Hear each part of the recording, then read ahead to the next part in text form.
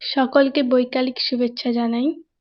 সারদাই নারী জাগরণের পক্ষ থেকে আপনাদের সকলকে সাপ্তাহিক পাঠচক্রে স্বাগত। ঠাকুর, মা ও স্বামীজিকে আমার প্রণাম জানিয়ে এবং এখানে উপস্থিত সকলকে আমার যথাস্থানে সম্মান জানিয়ে আজকের পাঠচক্রের শুভ সূচনা করছি শান্তি মন্ত্র পাঠের মাধ্যমে। শান্তি মন্ত্র পাঠ করবে প্রাচুর্য চৌধুরী।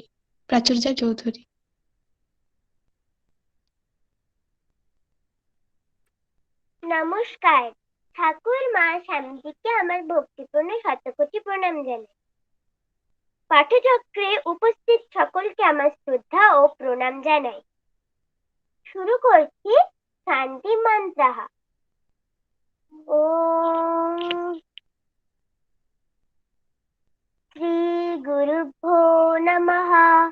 হরিঃ ওম। सहना भवतु सहनौ भुनक्तु सह वीर्यं करवावहै तेजस्विनावधीतमस्तु मा विद्विषावहै।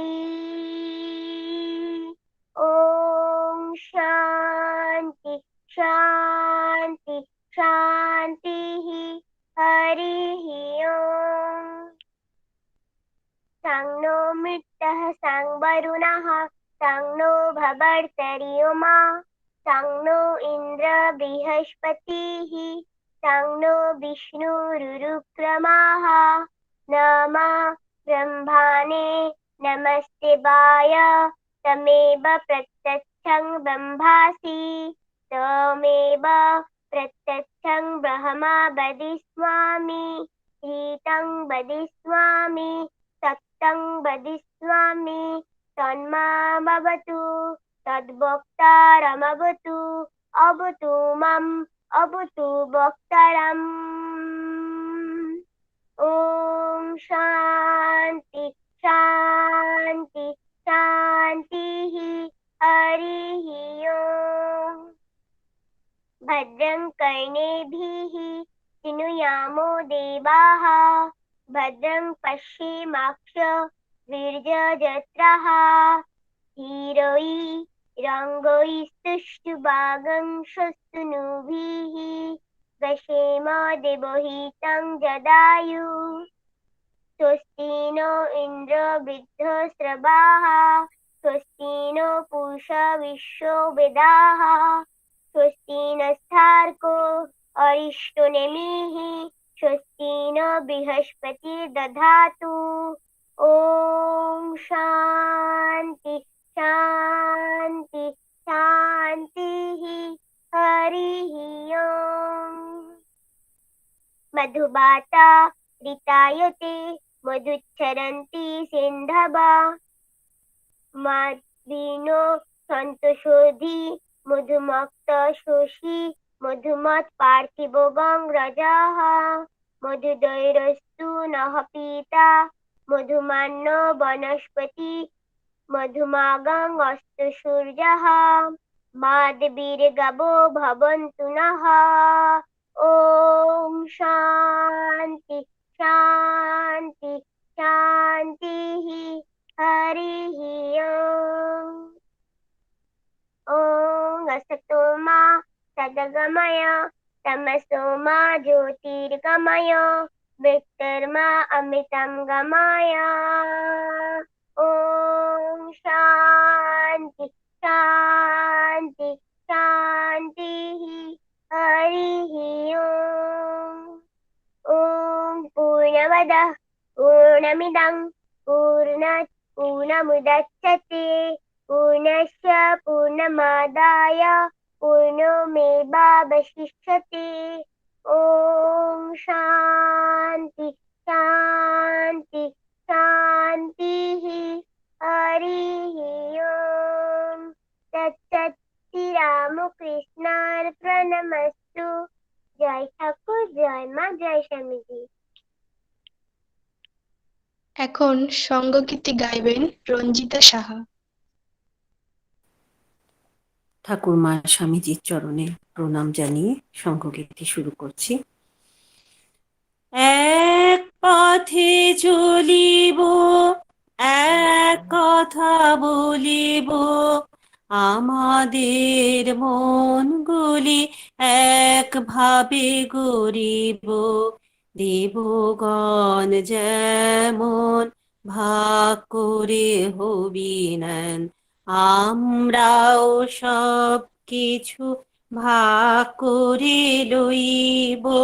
আমরা এক পথে চলিব, এক কথা বলিব, আমাদের মনগুলি একভাবে গড়িব। দেবগণ যেমন ভাগ করে হবি নেন, আমরাও সব কিছু ভাগ করে লইব। আমাদের চাওয়া পাওয়া অন্তঃকরণ এক রূপ, আমাদের জ্ঞানে সব একেরই বহুরূপ। আমাদের চাওয়া পাওয়া অন্তঃকরণ এক রূপ, আমাদের জ্ঞানে সব একেরই বহুরূপ। ঐক্য বিধানে মন্ত্র পড়িয়া দেবগণ তোমাদের আহুতি প্রদান করিব।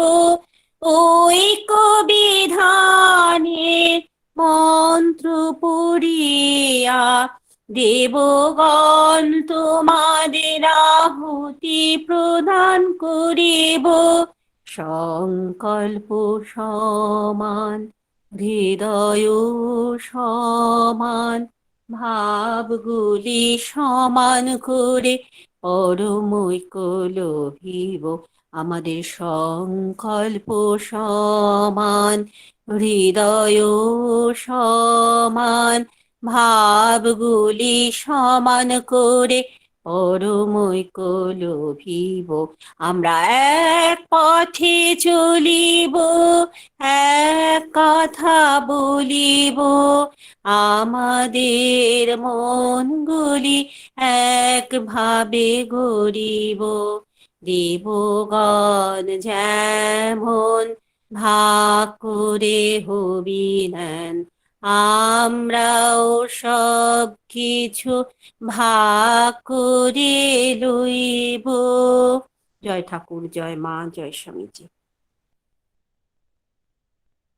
এখন স্বদেশ মন্ত্র পাঠ করবে শ্রমণা রয়।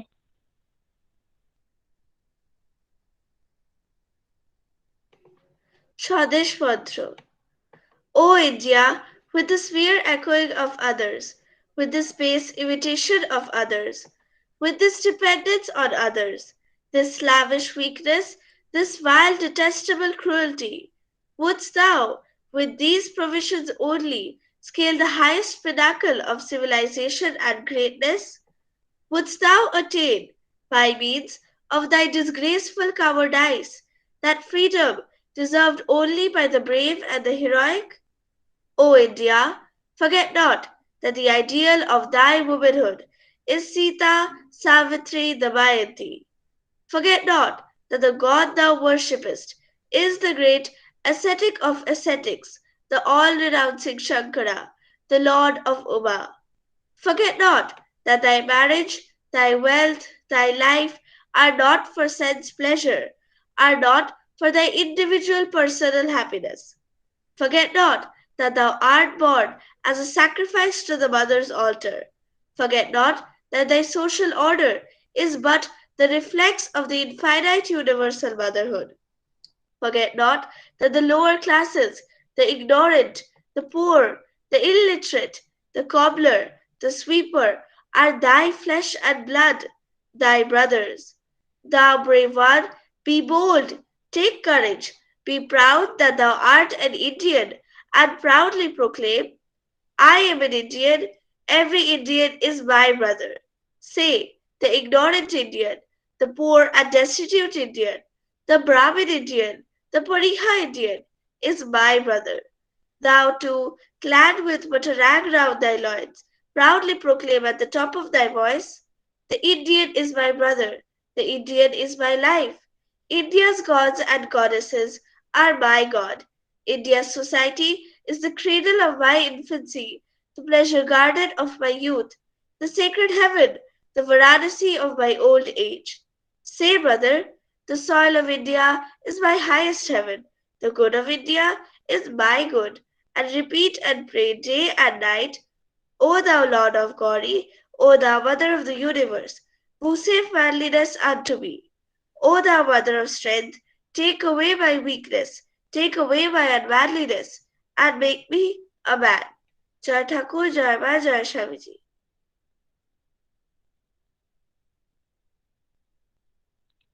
এখন প্রণাম মন্ত্র পাঠ করছি আমি। ওং স্থাপকায় চ ধর্মস্য সর্বধর্ম স্বরূপিণে অবতার বরিষ্ঠায় রামকৃষ্ণায় তে নমঃ।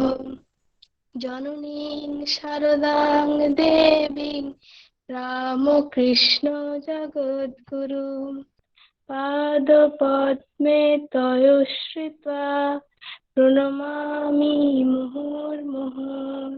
নমো শ্রী জ্যোতিরাজায় বিবেকানন্দ সুরয়ে সচ্চিৎ সুখ স্বরূপায় স্বামীনে তাপহারিণে। জয় ঠাকুর, জয় মা, জয় স্বামীজি। এখন মাতৃ অবয়ব সম্পর্কে আলোচনা করবেন মৌসুমী বন্দ্যোপাধ্যায়। জয় ঠাকুর, জয় মা, জয় স্বামী। ধ্যানেতেও যে অসীম শক্তিকে মুনি ঋষিরাও পুরোটা জানতে পারেননি, সেই দেবীর সম্পর্কে বলা অতি ধৃষ্টতা হয়ে যায়। তবুও তার বাইরের প্রতীক সম্পর্কে সাধকগণ যা বলেছেন বা বলে গেছেন তা অতি সাধারণভাবে এবং সংক্ষিপ্তাকারে আজ আমি বলার চেষ্টা করছি।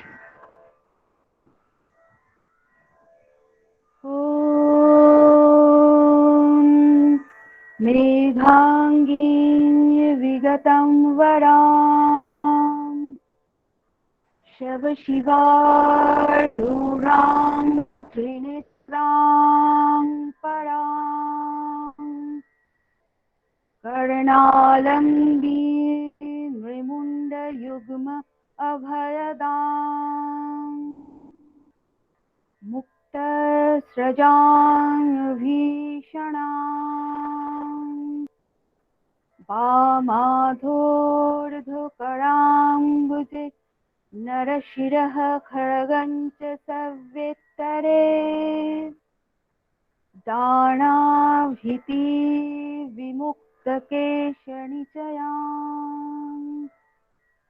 वन्दे सदा कालिकाम्।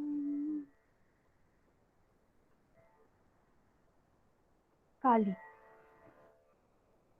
দশ মহাবিদ্যার প্রথম মহাবিদ্যা হল কালী, দেবী কালী। দশ মহাবিদ্যা সম্পর্কে একটু আগে আলোচনা করে নিই। মূলত সংস্কৃত শব্দ মহা অর্থ হচ্ছে বিরাট ও বিদ্যা অর্থ হলো বা জ্ঞান। শব্দ দুটি থেকে তাহলে মহাবিদ্যা কথাটির উৎপত্তি হয়েছে, অর্থাৎ মহাবিদ্যা শব্দ হলো বিরাট রূপের মহাশক্তির আত্মপ্রকাশ। বৃহদ্ধর্ম পুরাণে একটি কাহিনী আছে দশ মহাবিদ্যার রূপ প্রকাশ সম্পর্কে। সতী যখন দক্ষযজ্ঞ আরম্ভ হয়েছিল, সেই বিনা নিমন্ত্রণে যখন পিতৃগৃহে যাবার জন্য মহাদেবের কাছে আজ্ঞা পেতে একদম বদ্ধপরিকর হয়েছিলেন, কিন্তু মহাদেব তাকে যেতে বারণ করেছিলেন। স্বামী অনুমতি আদায়ের জন্য সতীর তৃতীয় নয়ন থেকে আগুন বের হয় এবং আপন ক্রোধাগ্নির সৃষ্টি করে কালী বা শ্যামায় রূপান্তরিত হয়। এই মূর্তি দেখে শিব সেই স্থান পরিত্যাগ করতে যান। তখন সতী 10 মহাবিদ্যার রূপ ধারণ করে শিবকে 10 দিক দিয়ে ঘিরে ফেলেন। শিবের সামনে ছিলেন কালী, অন্তরিক্ষে তারা, ঈশান কোণে ষোড়শী বা ত্রিপুরা সুন্দরী বা ললিতা ত্রিপুরা সুন্দরী, বাঁদিকে ভুবনেশ্বরী, অভ্যন্তরে ভৈরবী, ডান দিকে ছিন্নমস্তা, বহ্নিকোণে ধূমাবতী, পিছনে বগলা, বায়ুকোণে মাতঙ্গী এবং নৈঋত কোণে কমলা বা কমলে কামিনী। এই 10টি রূপই হলো 10 মহাবিদ্যা। এই 10 বিদ্যার প্রথম মহাবিদ্যা হলেন দেবী কালী। একাধারে যেমন ধ্বংস করছেন আবার পালনও করছেন। তিনি ভয়ঙ্করী আবার শান্তিময়ী অভয়া। সমস্ত ভাব, সমস্ত প্রকৃতি মিলিত আছে এই মাতৃরূপের মধ্যে। কথিত আছে নবদ্বীপের প্রথিত যশা তান্ত্রিক শ্রীমৎ কৃষ্ণানন্দ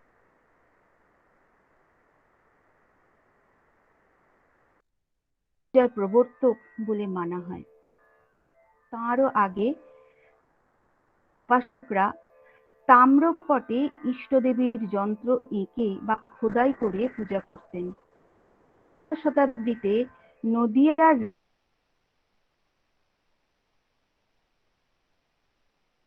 যা কৃষ্ণচন্দ্র রায় কালী পূজাকে জনপ্রিয় করে তোলেন। আগমবাগীশের পদ্ধতি অনুসারে কালী পূজা করতেন।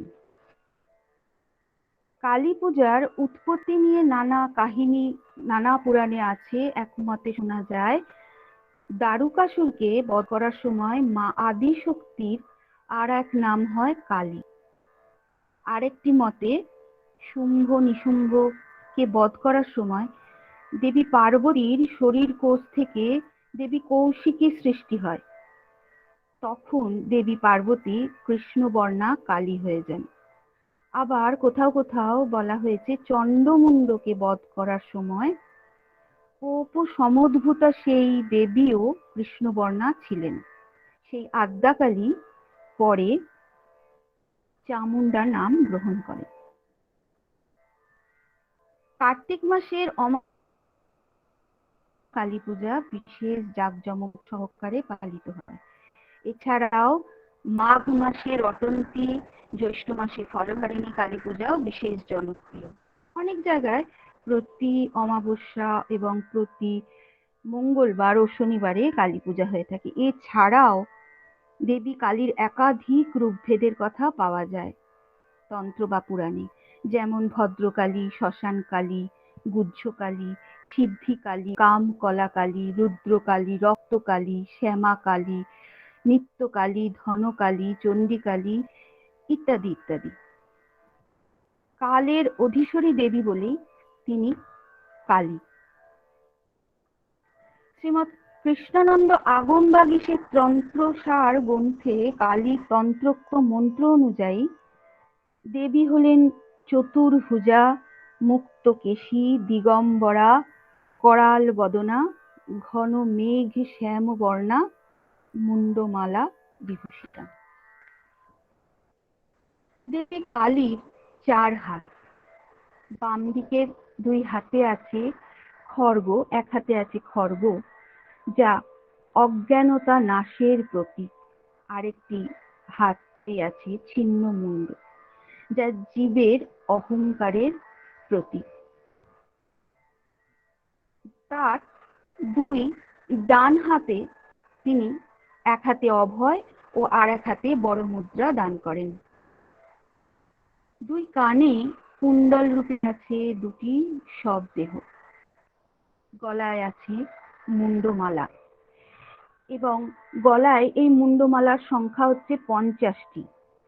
দেবী কালীর কাছে মোট গলায় 50টি মুন্ড এবং হাতে একটি মুন্ড, মোট 51টি মুন্ড আছে।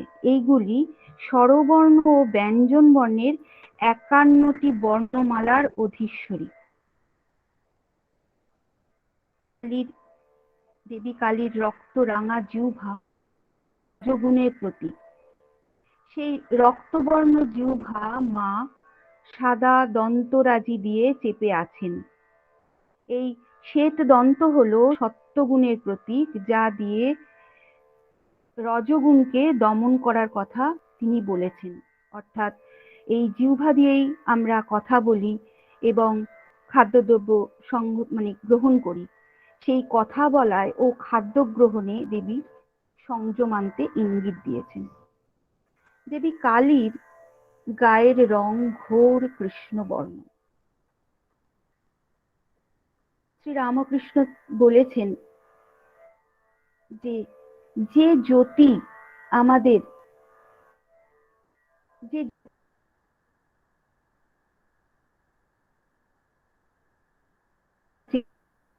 অনেক দূরে আছেন তাকে কালো বলে মনে পারে না, তাই নিবিড় কালো দেখায়। যেমন সব রং একসাথে মেলালে কালো হয়ে যায়, তেমনি প্রলয়কালে সর্বভূত কালীর মধ্যে বিলীন হয়ে যায়। কালের অধীশ্বরী কালী, তাই গাত্রবর্ণ কালো।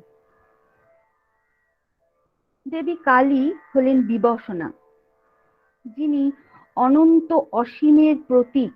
সব সীমার ঊর্ধ্বে, কোনো বন্ধন নেই, মোহ নেই, তাই তিনি দিগ্বসনা।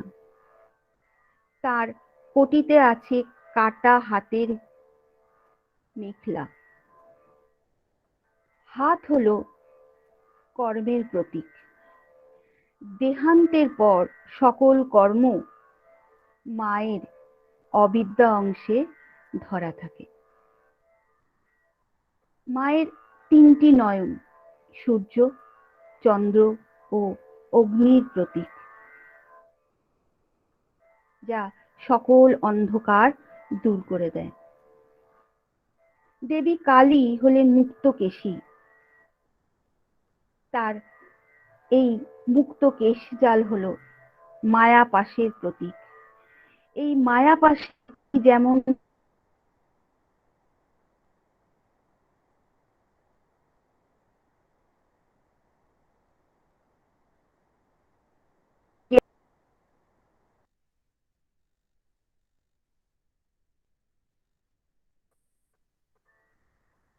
কালী দাঁড়িয়ে আছেন সবরূপী শিবের বুকে। সাংখ্য মতে পুরুষ হলো নিষ্ক্রিয় আর প্রকৃতি সদা ক্রিয়াশীলা। জগৎ পালনের ক্ষেত্রে প্রকৃতি কর্তৃত্ব করেন, তবে তা পুরুষের সান্নিধ্যেই যে সম্ভব হয়, তারই ইঙ্গিত বহন করে। দেবী কালী হলেন শ্মশানবাসিনী। সেখানকার চিতার আগুন মৃতদেহকে পুড়িয়ে দেয়। এই আগুন হলো একই সাথে যেমন চিতাতেও লাগে, তেমনি এই আগুন হলো জ্ঞানের প্রতীক। চিতায় যেমন আগুনে মনুষ্য দেহ বা স্থূল দেহ ভস্ম হয়ে যায়, তেমনি সাধকের সূক্ষ্ম কামনা বাসনা তার অন্তরের যে জ্ঞানাগ্নি থাকে, সেই জ্ঞানাগ্নিতে ভস্মীভূত হয়ে যায়। তাই সাধকের অন্তরেই আছে মহাশ্মশান। সেখানেই দেবী কালী সাধককে কৈবল্য দান করেন। তার পাশমুক্তি ঘটিয়ে তিনি শিবতুল্য করে তোলেন সেই সন্তানকে।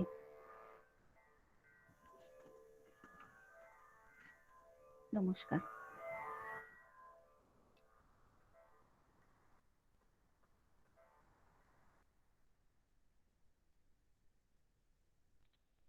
এখন ব্যক্তি চরিত্র গঠনের মাধ্যমে জাতি গঠন এ সম্পর্কে আলোচনা করবেন অপর্ণা দাস।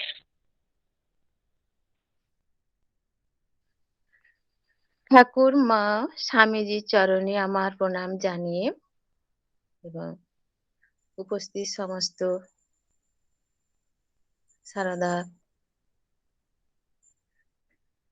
সারদাই নারী জাগরণের সমস্ত সদস্যদের আমার শুভ আগাম দীপাবলির প্রীতি শুভেচ্ছা ভালোবাসা জানিয়ে আমি শিক্ষক উত্তরণের আলোকবর্তিকা শ্রদ্ধেয় স্বামী নিখিলেশ্বরানন্দ নন্দের লেখা থেকে একটু ব্যক্তি চরিত্র গঠনের মাধ্যমে জাতি গঠন আলোচনা করছি। ব্যক্তি চরিত্র গঠনের মাধ্যমে জাতি গঠন, এই কাজ কিভাবে সম্ভব? এই প্রশ্নের উত্তর দিয়েছেন ডক্টর রাধাকৃষ্ণন খুব সুন্দর করে, যে ইটের পরে ইট সাজিয়ে একটি জাতিকে গড়ে তোলা যায় না। এটা কিভাবে সম্ভব?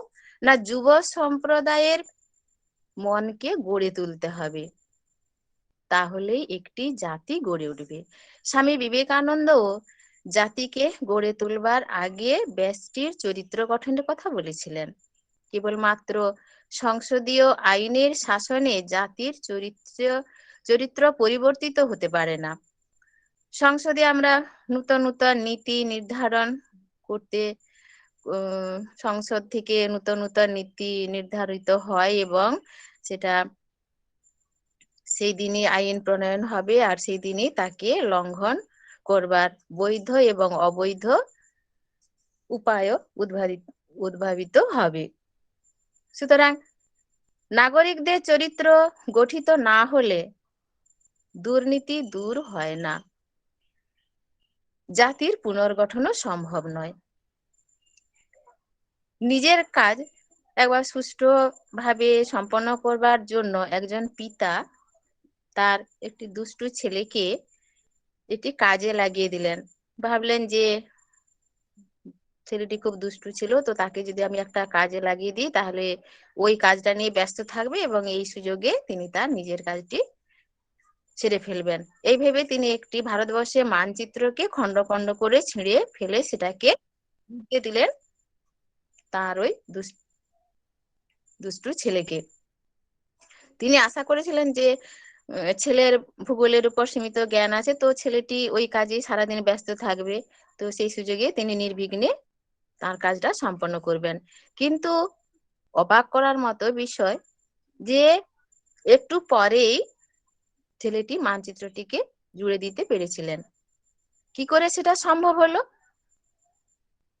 তো ছেলেটি বলল যে যখন খণ্ডগুলি জুড়ে দিতে খুবই চেষ্টা করছিলাম, তখন মানচিত্রের পেছনে দেখলাম যে একজন মানুষের ছবি নজরে পড়লো। তখন সে মানুষের ছবিটি নিখুঁতভাবে জুড়ে দিল। একই সঙ্গে ভারতবর্ষের মানচিত্রটিও সম্পূর্ণ আকার পেয়ে গেল। তো স্বামী বিবেকানন্দ বলেছিলেন যে ভালো মানুষ তৈরি হোক, তাতেই জাতিটাও আপনি থেকে গড়ে উঠবে। তাই জাতি গঠনের আগেই ব্যষ্টি চরিত্র গঠন খুবই প্রয়োজন, নচেত দেশ গড়ে উঠবে না। এই জন্যই স্বামী বিবেকানন্দ মানুষ গড়ার শিক্ষা, চরিত্র গঠনের শিক্ষার কথা বারংবার বলেছিলেন।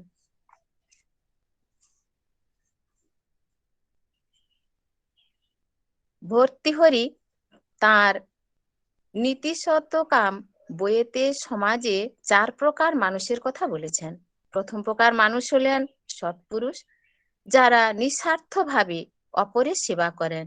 দ্বিতীয় প্রকারের মানুষেরা প্রথমে নিজেদের এবং তারপর অপরের স্বার্থ সিদ্ধি করেন। তৃতীয় প্রকার হলো রাক্ষসেরা, যারা দেখতে মনুষ্যকৃত কিন্তু হলেও তারা অপরের ক্ষতি করেও নিজেদের স্বার্থ সিদ্ধি করে। অপরের ক্ষতি হলেও তাদের কোনো কিছু যায় আসে না, তারা নিজেদের স্বার্থ নিয়েই ব্যস্ত থাকেন। এরাই সমাজে সংখ্যাগরিষ্ঠ। বেশিরভাগ সমাজে এই সমস্ত ব্যক্তিদের বেশি দেখা যায়। দৃষ্টান্ত স্বরূপ বলা যায় যে বাঁধ, সেতু কিংবা বাড়ি নির্মাণের সময় যখন কোনো স্থপতি জেনে শুনে মিস্ত্রিদের নিয়ন্ত্রণে বালি ব্যবহার করবার সুযোগ করে দেয়, তখন সে হয় তৃতীয় প্রকারের জীব।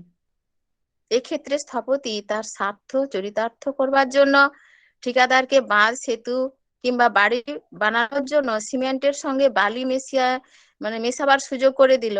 এক্ষেত্রে কি হলো, স্থপতি তার নিজের আখেরটি সুন্দরভাবে গুছিয়ে নিল, আর এদিকে বৃষ্টিতে কি হয়, বাঁধ ভেঙে সেতু ভেঙে শত শত মানুষের মৃত্যু হয়, কত মানুষ গৃহহীন হয়ে যায়। এই দায় কিন্তু তারই থেকে যায়, কিন্তু সে নিজে বাস করে সুদৃশ্য সুন্দর বাড়িতে, সুন্দর বাংলো বাড়িতে সুন্দরভাবে সে বাস করে, জীবনটা খুব সুখেই কাটে। কিন্তু শত শত মানুষের প্রাণের বিনিময়ে আর জাতির অর্থ অপচয় করে স্বার্থান্ধ এই মানুষটি তার নিজের সুখ ক্রয় করেছে। এটা হচ্ছে তৃতীয় প্রকার মানুষ। এইভাবে কোন কোন চিকিৎসকও রোগীদের চিকিৎসার চেয়ে অর্থ উপার্জনে বেশি আগ্রহী দেখা দেন, তাদের মধ্যে বেশি আগ্রহী দেখা দেয়। এছাড়া আছে ভর্তৃহরির বর্ণিত চতুর্থ প্রকারের মানুষ, এরা রাক্ষসের থেকেও হীনতর। এরা নিজেদের স্বার্থ সিদ্ধি হবে না জেনেও অন্যদের ক্ষতি করে চলে। এই 4 প্রকার মানুষের বাদ দিয়েও আরেক শ্রেণীর মানুষের কথা বলা হয়েছে, যারা নিজেদের ক্ষতি হলেও অন্যদের ক্ষতি করতে পারলেই তারা খুশি হন। যেমন এই যুগের সন্ত্রাসবাদীরা। বর্তমানে আমরা তৃতীয়, চতুর্থ এবং পঞ্চম শ্রেণীর মানুষদেরই সমাজে প্রচুর সংখ্যায় দেখতে পাচ্ছি। দ্বিতীয় শ্রেণীর মানুষ সত্যি খুব অল্প শ্রেণীর আছেন, সংখ্যায় খুব অল্প। প্রথম প্রকারের মানুষ তো নেই বললেই চলে। তাই মানুষ গড়ার শিক্ষা সম্বন্ধে স্বামীজির চিন্তা ভাবনা আজও এত প্রাসঙ্গিক।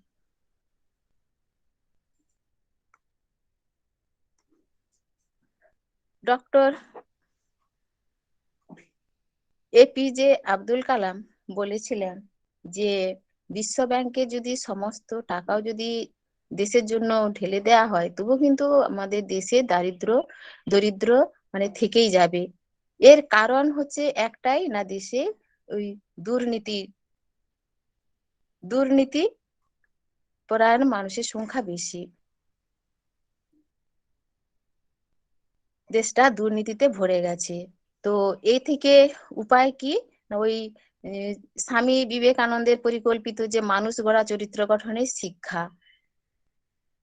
ওই স্বামী বিবেকানন্দের পরিকল্পিত মানুষ গড়া ও চরিত্র গঠনের শিক্ষায় তরুণ ছাত্রদের শিক্ষিত করে তুলতে হবে।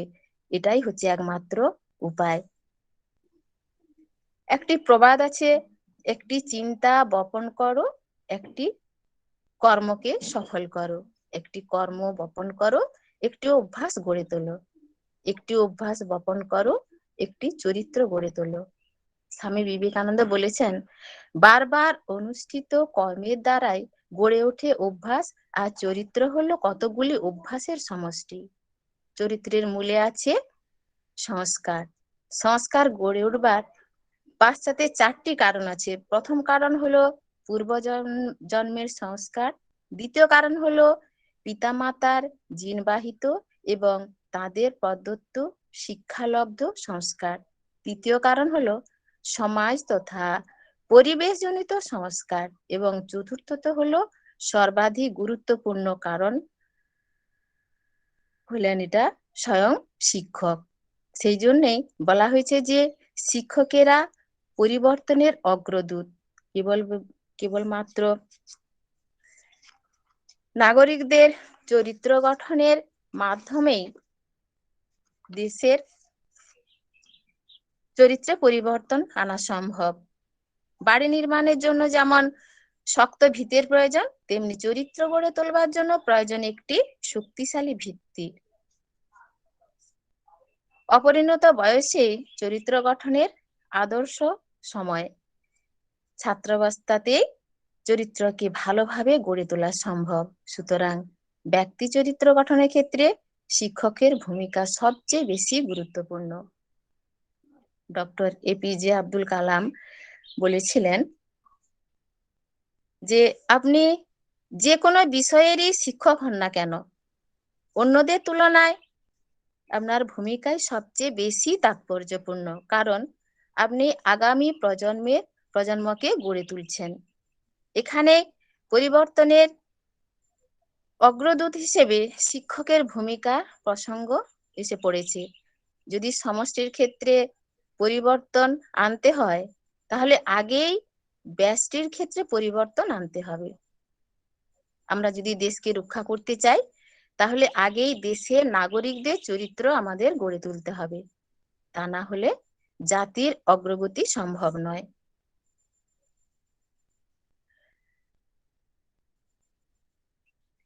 সর্বোচ্চ আদালতের বিচারপতি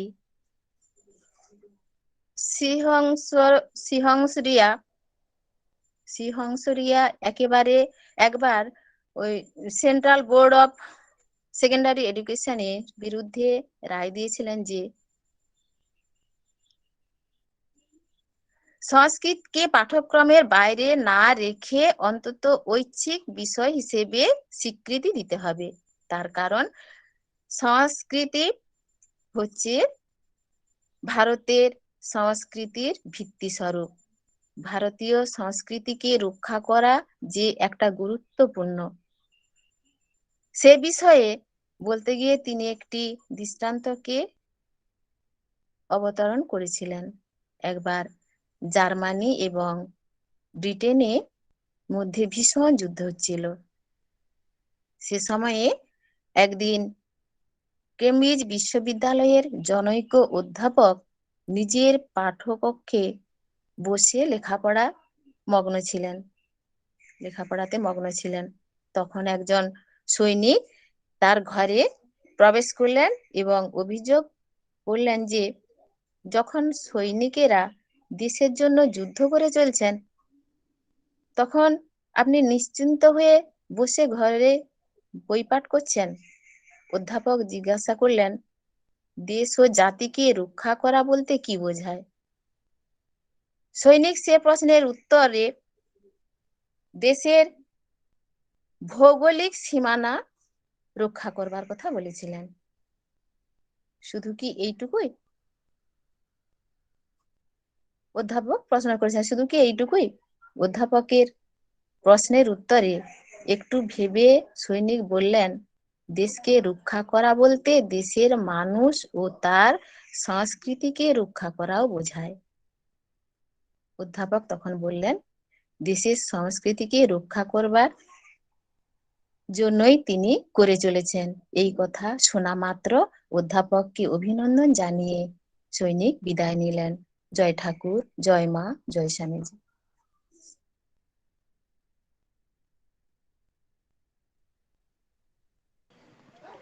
এখন গান করবেন দীপান্বিতা দাস।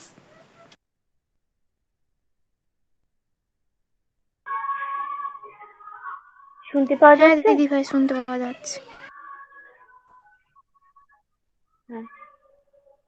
প্রাক দীপাবলিতে ঠাকুর মা স্বামীজির চরণে প্রণাম জানিয়ে আমার নিবেদন, আজকের নিবেদন। শক্তি স্বরূপিণী বিশ্বজননী দেহ মা শক্তি, দেহ মা জয়, সকল জড়তা দূর করে দাও, দূর করে দাও সকল ভয়। শক্তি স্বরূপিণী বিশ্বজননী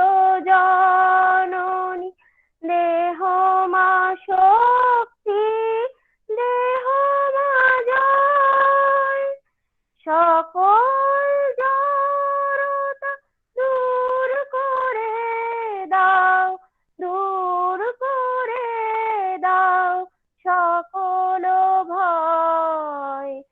জাতির জীবনে যত সব গ্লানি, বজ্র নলে দাও দাও হানি।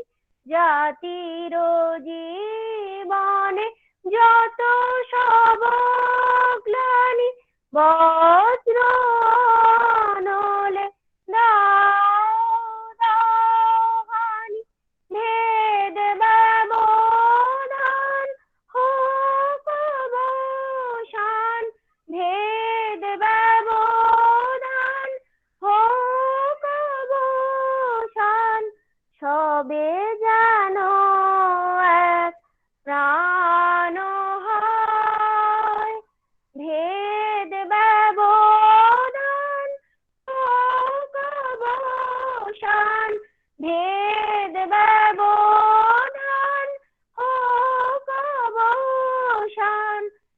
সবে যেন এক প্রাণ হয়।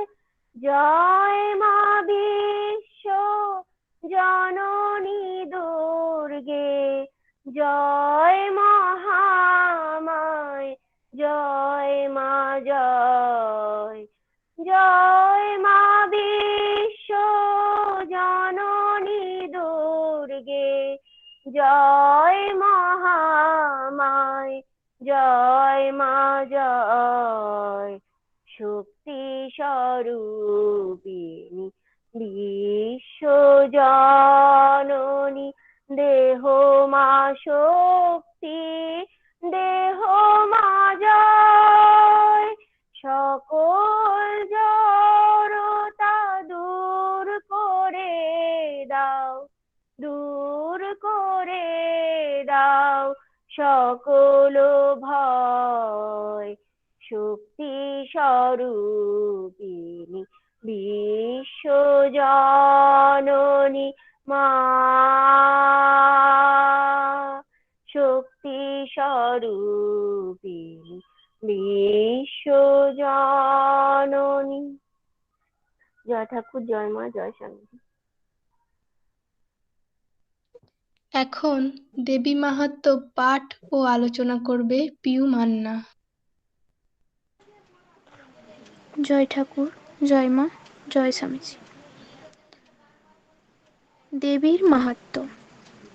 পিতৃবিয়োগের পর কিছুদিন মায়ের কাছে কাটাইয়া শ্রী শ্রীমা দক্ষিণেশ্বরে ফিরলেন।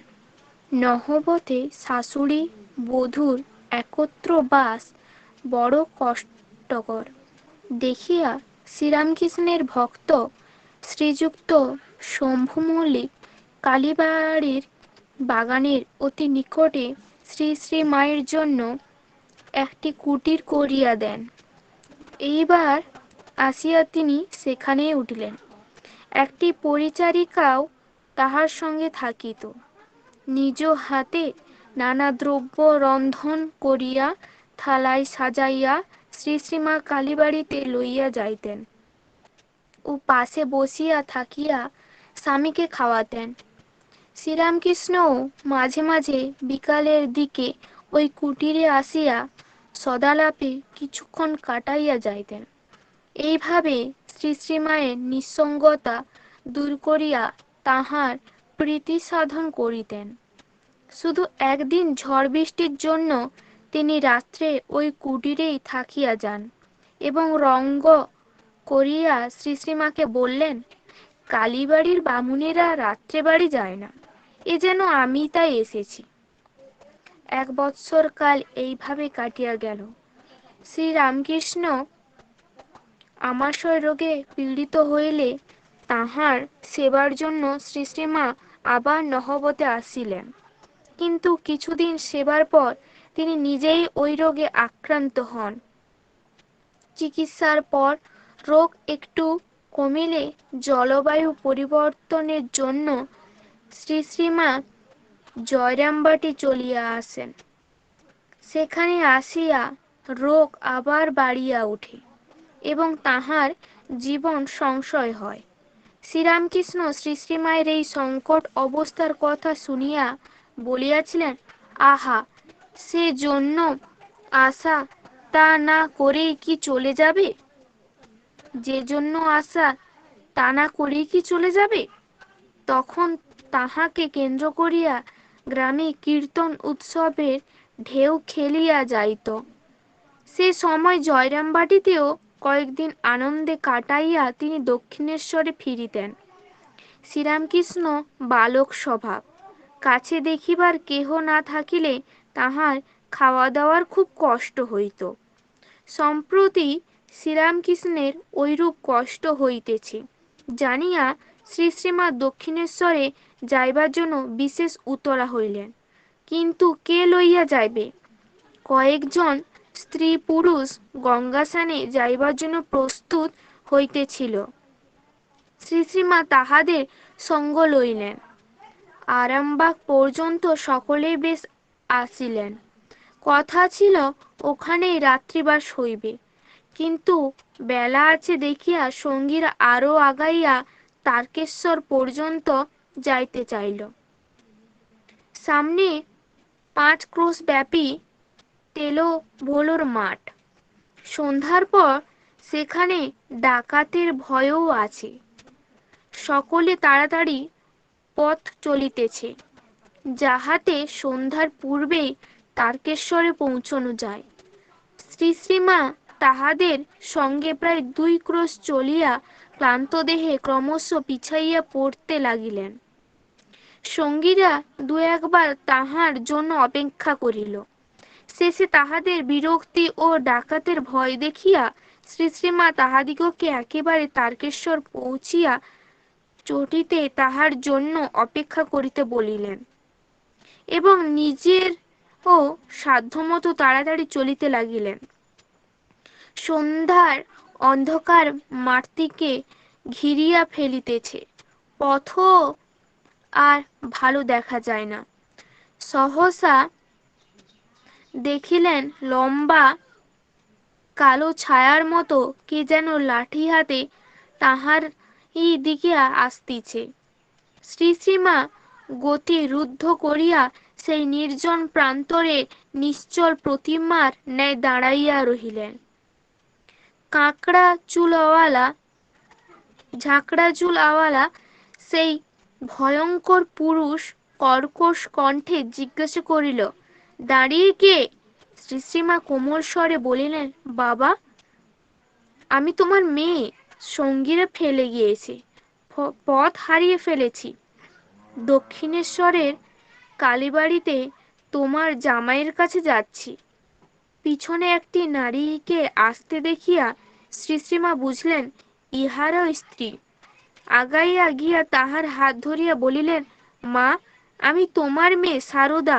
কি বিপদেই পড়েছিলাম, ভাগ্যি তোমরা এসে পড়লে, তাই রক্ষে।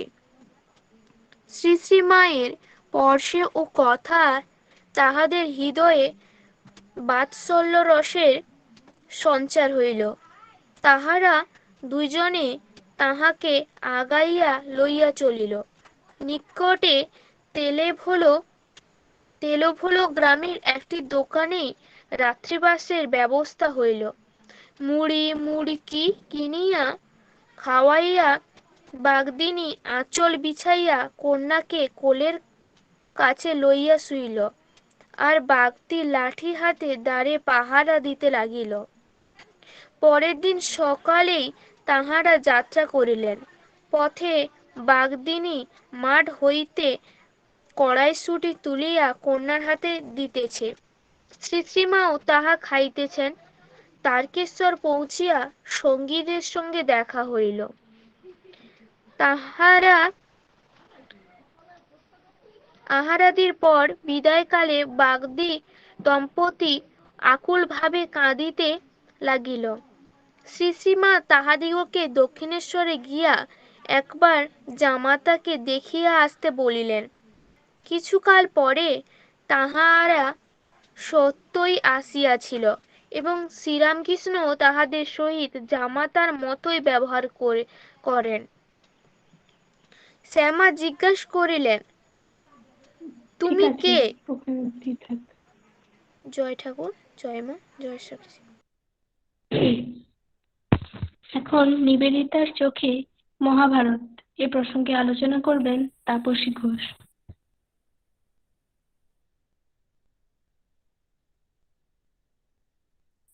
জননীং শারদাং দেবীং রামকৃষ্ণ জগদ্গুরু পাদপদ্মে তয় শ্রিত্বা প্রণমামি মুহুর্মুহুঃ। নিবেদিতার চোখে মহাভারতের গুটিকয় নারী চরিত্রের ওপর আলোকপাত। ঊনবিংশ শতাব্দীতে ভারতের পূর্ণভূমিতে যেসব মহামানব ভারতের উন্নত কৃষ্টি সংস্কৃতি মূল্যবোধ রক্ষার্থে তামসিক জনমানসে গণজাগরণের সৃষ্টি করতে বিশেষ ভূমিকায় অবতীর্ণ হয়েছিলেন, তাদের মধ্যে অন্যতম বীর সন্ন্যাসী বিবেকানন্দ, বিশ্বকবি রবীন্দ্রনাথ ও ভারত ভূমিতে থাকা বিদেশিনী কন্যা ভারত মাতার পূজারিণী মার্গারেট থেকে উত্তরিত হওয়া ভগিনী নিবেদিতা। কবি রবীন্দ্রনাথের লোকমাতা, তার নাম অগ্রগণ্যাই বলা যেতে পারে। স্বামী বিবেকানন্দের আশীর্বাদ ধন্য নিবেদিতা, অর্থাৎ পরার্থে নিবেদিত প্রাণ। মনে করতেন ভারতবর্ষ একটি পূর্ণভূমি, ভারতের প্রত্যেকটি মানুষই নিবেদিতার কাছে ছিল পুণ্যাত্মা। না হলে বাড়িতে গোয়ালা দুধ দিতে এসে সিস্টারকে বলেছিলেন, আপনার কাছে একটু উপদেশ শুনতে চাই। সিস্টার তাকে উত্তর দিলেন, তুমি কি জানো তুমি স্বয়ং শ্রীকৃষ্ণের বংশোদ্ভূত, কৃষ্ণেরই জাত, তোমাকে আমি বরং করি নমস্কার। নিবেদিতা স্বামীজির যোগ্য শিষ্যা, দিনের পর দিন স্বামীজির কাছেই রয়েছেন, বিভিন্ন রকম ভাবে শিক্ষার্থী রূপেই তিনি ছিলেন। নিবেদিতা একদিন স্বামীজিকে জিজ্ঞেস করেছিলেন, স্বামীজি, সন্ন্যাস জীবনের যোগ্যতা লাভ করার জন্য আমাকে আর কি কি করতে হবে? স্বামীজি অবশ্য উত্তর দিয়েছিলেন, তুমি যেমন আছো তেমনি থাকো, অন্তরের ত্যাগ ব্রতকে অক্ষুণ্ণ রেখে চিরকালই এই নিবেদিতা ব্রহ্মচারিণী ছিলেন। স্বামীজির আদর্শের প্রতি আত্মসমর্পণ করে নিবেদিতা সত্যি ভারতীয়ই হয়ে উঠেছিলেন। যেন ভারতবর্ষে কজন মহিলা আছেন যারা ভারতেরই মহাকাব্য নিয়ে আলোচনা করেছেন বা তার বর্ণিত নারী চরিত্রগুলিকে বিশ্লেষণ করেছেন, যুগোপযোগী অনুযায়ী আমাদের চোখের সামনে মেলে ধরেছেন। এই বিদেশিনী ভারতীয় না হয়েও মহাকাব্যগুলিকে আত্মস্থ করেছিলেন এবং তার সারাংশ দিয়ে নিজের অভিমত ও ভালোবাসাও প্রকাশ করেছিলেন সাবলীল তার লেখার মধ্য দিয়ে। ভারতবর্ষে বীর সন্ন্যাসী স্বামী বিবেকানন্দের মতো দার্শনিককেই নিবেদিতা বসিয়েছিলেন তার গুরুর আসনে। তাই তো গুরুর আদেশে তিনি শিব জ্ঞানী জীব সেবায় ব্রতী হয়েছিলেন আর নারী শিক্ষা, স্ত্রী শিক্ষা প্রসারে কর্ণধার হয়েছিলেন। অষ্টাদশ শতাব্দীতে এসেছে ভারতীয় যুগের যুক্তির যুগ, এর সূচনা। এই সময় থেকে বিভিন্ন রকমের চিন্তা ভাবনা মতবাদকে মানুষ যুক্তি দিয়ে প্রতিষ্ঠা করতে শুরু করেছিল। নিবেদিতা ভারতবর্ষে পা দিয়েই তিনি বুঝতে পেরেছিলেন এবার জানতে হবে ভারতবর্ষকে। তার গুরুর জন্মভূমি শুরু হয় ভারতবাসীকে জানার, ভারতবর্ষের ভাষা জানার, শিল্প সাহিত্যকে বোঝা।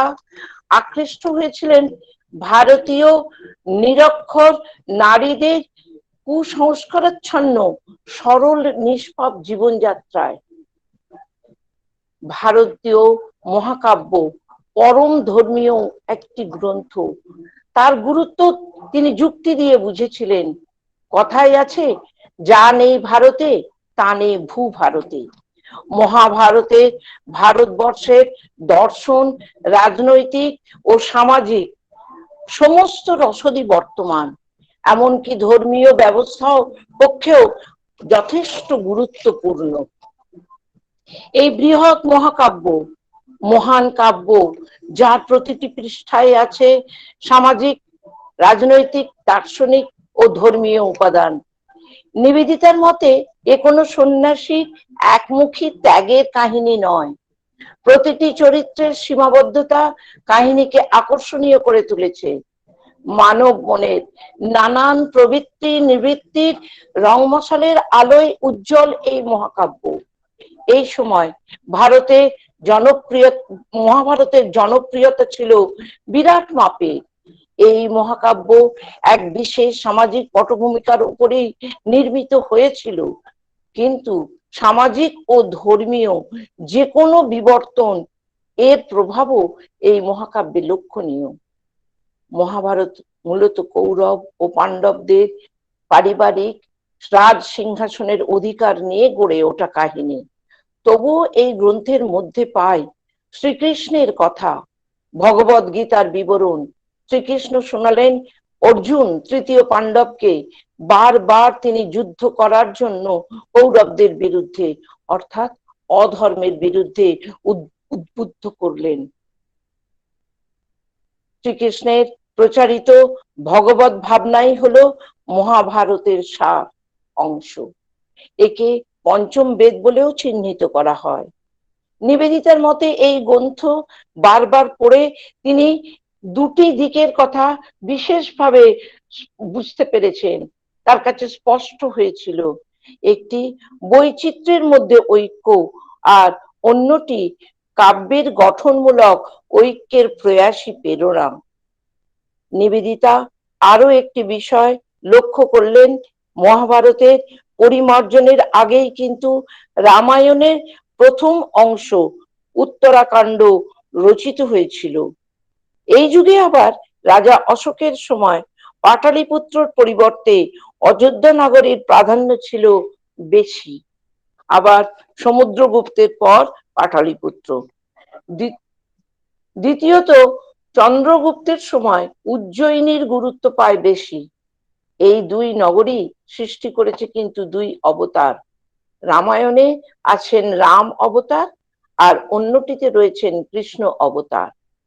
তখন চতুর্বর্ণের ব্রাহ্মণকেই বেশি গুরুত্ব দেয়া হতো সমাজে, কিন্তু মহাভারতে ইচ্ছাকৃতভাবে ক্ষত্রিয়দের গুরুত্ব ব্রাহ্মণদের চেয়ে ছিল বেশি।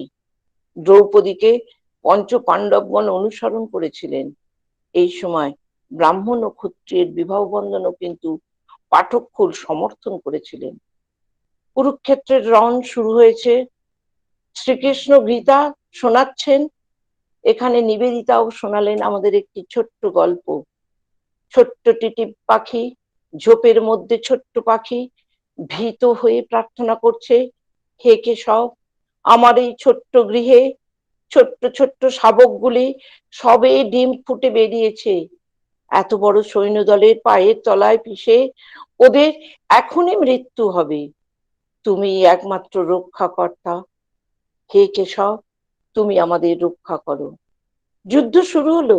শ্রীকৃষ্ণ এগিয়ে এসে একটি হাতির গলার ঘণ্টাটি খুলে দিয়ে ওই ঝোপের পাখির সামনে ঢেকে দিলেন। 18 দিনের ভয়ঙ্কর যুদ্ধ হলো। কৌরব কুল ধ্বংস হয়ে গেল, কিন্তু ঘণ্টার তলায় ঝোপের মধ্যে থেকে শোনা গেল পাখির কলরব। তারা কিন্তু এখনো জীবিতই আছে। এই সংকল গ্রন্থে নিবেদিতা এমন ভাবে গল্প বাছাই করলেন যাতে ভারতের সমগ্র সংস্কৃতি পাঠকের অধিগত হয়। বিবাহের সময় পবিত্র অগ্নির সম্মুখে বরবধূর অঙ্গীকার, তাদের আঁচল আবদ্ধ করা বিবাহের স্থায়িত্বের কামনায়।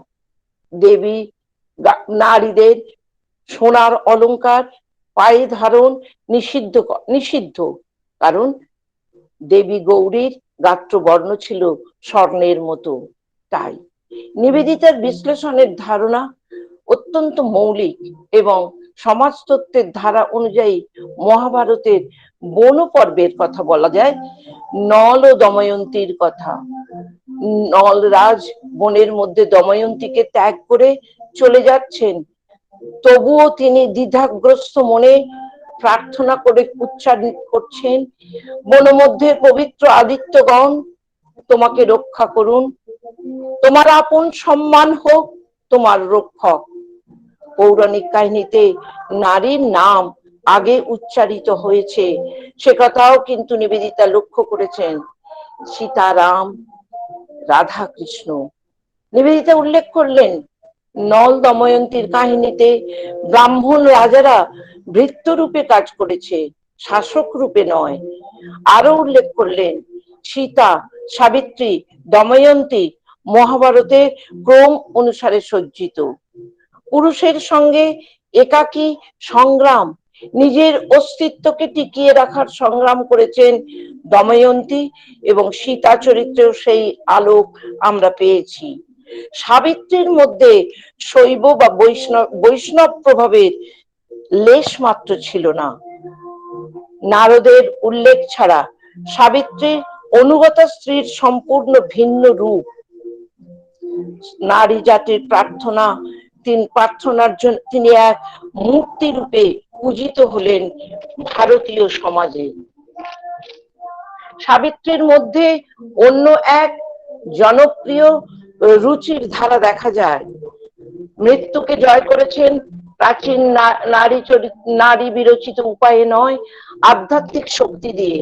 মৃত্যু এগিয়ে এসেছে, শুরু হয়েছে উপবাস, ব্রত, কৃচ্ছতার মাধ্যমে নারী নিজেকে উন্নীত করতে সক্ষম হয়েছে। যম মৃত্যু দেবতার কাছে তার আত্মিক শক্তি এতই প্রকট হয়েছে যে ইহলোক ও পরলোক এক স্তরে এনেছেন সাবিত্রী। এই নারী চরিত্রই ভারতের আদর্শ নারী চরিত্র, যাদের নাম স্বামী বিবেকানন্দ বারবার উল্লেখ করেছেন। সীতা, সাবিত্রী, দময়ন্তী তোমার আদর্শ। সাবিত্রী কাহিনীর প্রার্থনা, ব্রত, তপস্যা সবই কিন্তু আধ্যাত্মিক শক্তি, সোল স্টেইং ফেথ।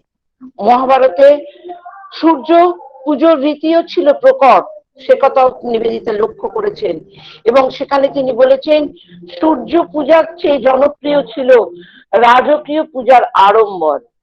মহাভারতে কয়েকটি ঘটনা, যেমন দ্রৌপদীর কৃষ্ণের কাছে আত্মরক্ষার প্রার্থনা, মৃত্যুশয্যায় ভীষ্মকে কৃষ্ণের গ্রহণ, আবার পাশা খেলার বর্বরতা, সরসজ্জায় বৃদ্ধ যোদ্ধার মৃত্যু, এক রানীর পঞ্চ পাণ্ডবের বিবাহ, সরাসরি কিন্তু এগুলো বীরত্ব যুগ, হিরোইক এজের কথাই মনে করিয়ে দেয়। স্বামীজির সঙ্গে সমুদ্র পথে যাত্রা করাকালীন ভারতের পুরাণ, মহাকাব্য, লৌকিক সাহিত্য মন্থন করে শত শত গল্প এইরকম নিবেদিতাকে শুনিয়েছিলেন। হিন্দু ধর্মের অসংখ্য শাখা প্রশাখার মধ্যে কিন্তু একটিকেও তার গণ্ডির বাইরে রাখার চেষ্টা তিনি আদৌ সহ্য করতেন না। কোনো একদিন নিবেদিতা স্বামীজিকে বলেছিলেন হিন্দুদের মধ্যে অপরাধীর সংখ্যা কম। স্বামীজি খুব দুঃখিত হয়ে বলেছিলেন বিপরীতটা হলেই বোধহয় ভালো হতো। তার মানে এটা হচ্ছে ধর্ম ভীরুতার লক্ষণ, ধর্ম প্রবণতার পরিপূর্ণতা নয়। স্বামীজি আরো উক্তি করেছিলেন ব্রতধারীদের যে সাহসিকতা, বীরত্ব, অন্যায়ের যে লড়াই, সে ন্যায়কে প্রতিষ্ঠা করতে পিছপা হয় না। ঠিক একই কথা গীতায় কৃষ্ণ বলেছেন অর্জুনকে অধর্মের বিরুদ্ধে ধর্মকে প্রতিষ্ঠা করতে, এবং বারবার উদ্বুদ্ধ করেছেন তার প্রত্যেকটি অধ্যায়তে। একজন পাশ্চাত্য নারী ভিন্ন ধর্মাবলম্বী হয়েও হিন্দু ধর্ম সম্বন্ধে নিখুঁত অনুশীলন, তত্ত্ব আলোচনা করার দ্বিধা, এই বোধহয় নিবেদিতার মতো আর দ্বিতীয় কেউ নেই। অসাধারণ মনস্বিনী, তেজস্বিনী, অগ্নি শিখা স্বরূপ, যুগ সন্ধিক্ষণে যোগ্য ভূমি থেকে উত্থিতা শ্বেত পদ্ম, ঊনবিংশ শতাব্দীর যুগ মন্থনে যোগ্য শ্রেণী, উপযুক্ত গুরুর উপযুক্ত শিষ্যা, এই এক বিরল ব্যক্তিত্ব ভগিনী নিবেদিতা। পথপ্রদর্শক, চিরপ্রণম্যা, অগ্নিকন্যা, লোকমাতা, একাধারে ভগিনী, সেবিকা, বান্ধবী, জননী।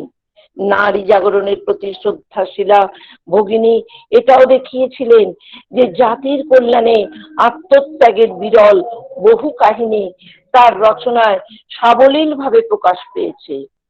প্রতিদিনের সূর্যোদয় থেকে শিশির স্নিগ্ধ সন্ধ্যা পর্যন্ত ভারতের মতো মহান দেশের অন্তঃপুরের সরল অনাড়ম্বর প্রিয়জনদের সেবায় নিজেকে ব্যাপৃত রেখেছিলেন। দু হাত বাড়িয়ে আত্মপীড়িত দরিদ্র ভারতবাসীকে বুকে তুলে নিয়েছিলেন। এ এক মহাজীবন। লহ প্রণাম। হরি ওম তৎসৎ, হরি ওম তৎসৎ। জয় ঠাকুর, জয় মা, জয় স্বামীজি।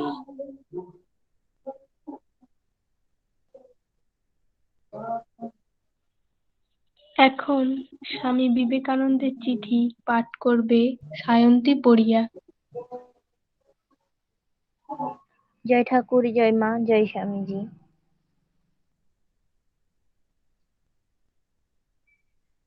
স্বামীজি চিঠি পাঠ করছি। New York, 9 April 1894। প্রিয় আলাসিঙ্গা, তোমার শেষ পত্রখানি কয়েকদিন আগে পেয়েছি। দেখো, আমাকে এখানে এত ব্যস্ত থাকতে হয়, আর প্রত্যহ এতগুলো চিঠি লিখতে হয় যে তুমি আমার কাছ থেকে ঘন ঘন পত্র পাবার আশা করতে পারো না। যা হোক, এখানে যা কিছু হচ্ছে তা যাতে তুমি মোটামুটি জানতে পারো, তার জন্য আমি বিশেষ চেষ্টা করে থাকি। আমি ধর্ম মহাসভা সম্বন্ধীয় একখানি বই তোমায় পাঠাবার জন্য শিকাগোর লিখব। ইতোমধ্যে তুমি নিশ্চয় আমার দুটি ক্ষুদ্র বক্তৃতা পেয়েছ।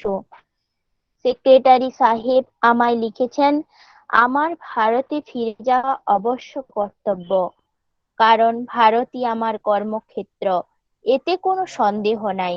কিন্তু হে ভাতৃগণ, আমাদিগকে এমন একটি প্রকাণ্ড মশাল জ্বালাতে হবে যা সমগ্র ভারতে আলো দেবে। অতএব ব্যস্ত হইও না, ঈশ্বরেচ্ছায় সময় সবই হবে। আমি আমেরিকায় অনেক বড় বড় শহরে বক্তৃতা দিয়েছি এবং ওতে যে টাকা পেয়েছি তাতে এখানকার অত্যধিক খরচ বহন করেও ফেরবার ভাড়া যথেষ্ট থাকবে। আমার এখানে অনেক ভালো ভালো বন্ধু হয়েছে, তার মধ্যে কয়েকজনের সমাজে যথেষ্ট প্রতিপত্তি। অবশ্য গোরা পাদ্রী আমার বিপক্ষে, আর তারা আমার সঙ্গে সোজা রাস্তায় সহজে পেয়ে উঠবেন না দেখে আমাকে গালমন্দ নিন্দাবাদ করতে আরম্ভ করেছেন, আর বাবু তাদের সাহায্য করছেন। তিনি নিশ্চয় হিংসায় পাগল হয়ে গেছেন। তিনি তাদের বলেছেন আমি একটা ভয়ানক জোচ্চোর ও বদমাশ। আবার কলকাতায় গিয়ে সেখানকার লোকদের বলেছেন আমি ঘোর পাপে মগ্ন, বিশেষত আমি ব্যভিচারে লিপ্ত হয়ে পড়েছি। প্রভু তাকে আশীর্বাদ করুন। ভাতৃগণ, কোনো ভালো কাজই বিনা বাধায় সম্পন্ন হয় না। কেবল যারা শেষ পর্যন্ত অধ্যবসায়ের সহিত লেগে থাকে তারাই কৃতকার্য হয়। আমি তোমার ভগিনীপতির লিখিত পুস্তিকাগুলি এবং তোমার পাগলা বন্ধুর আরেকখানি পত্র পেয়েছি। যুগ সম্বন্ধে প্রবন্ধটি বড় সুন্দর। তাতে যুগের যে ব্যাখ্যা করা হয়েছে তাই তো ঠিক ব্যাখ্যা। তবে আমি বিশ্বাস করি সত্য যুগ এসে পড়েছে। এই সত্য যুগে এক বর্ণ, এক ভেদ হবে এবং সমগ্র জগতে শান্তি ও সমন্বয় স্থাপিত হবে। এই সত্য যুগের ধারণা অবলম্বন করেই আবার নবজীবন পাবে। এতে বিশ্বাস স্থাপন করো। একটা জিনিস করা আবশ্যক, যদি পারো। মাদ্রাজে একটা প্রকাণ্ড সভা আহ্বান করতে পারো। রামনাদের রাজা বা ওইরূপ একজন বড় লোক কাকেও সভাপতি করে ওই সভায় একটা প্রস্তাব করিয়ে নিতে পারো যে আমি আমেরিকায় হিন্দু ধর্ম যেভাবে ব্যাখ্যা করেছি তাতে তোমরা সম্পূর্ণ সন্তুষ্ট হয়েছ। অবশ্য যদি তোমরা সতই ওইরূপ হয়ে থাকো, তারপর সেই প্রস্তাবটি Chicago Herald, inter ocean, new York Sen এবং ডেট্রয়েট থেকে প্রকাশিত কমার্শিয়াল অ্যাডভাইজার কাগজে পাঠিয়ে দিতে হবে। চিকাগো ইলিনয় রাষ্ট্রে। নিউ ইয়র্ক সান এর আর বিশেষ ঠিকানার কোনো আবশ্যক নাই। প্রস্তাবের কয়েকটি কপি ধর্ম মহাসভায় সভাপতি ডক্টর বেরোজকে চিকাগোয় পাঠাবে। আমি তার বাড়ির নম্বরটা ভুলে গেছি।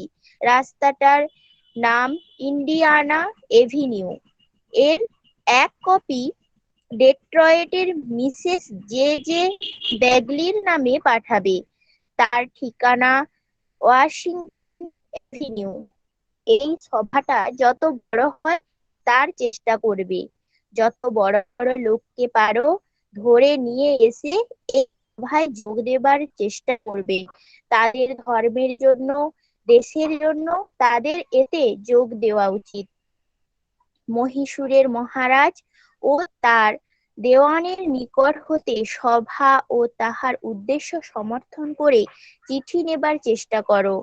ক্ষেত্রী মহারাজের নিকট থেকেও ঐরূপ চিঠি নেবার চেষ্টা করো। মুখের উপর সভাটা যত প্রকাণ্ড হয় ও তার যত বেশি লোভ হয় তার চেষ্টা করো।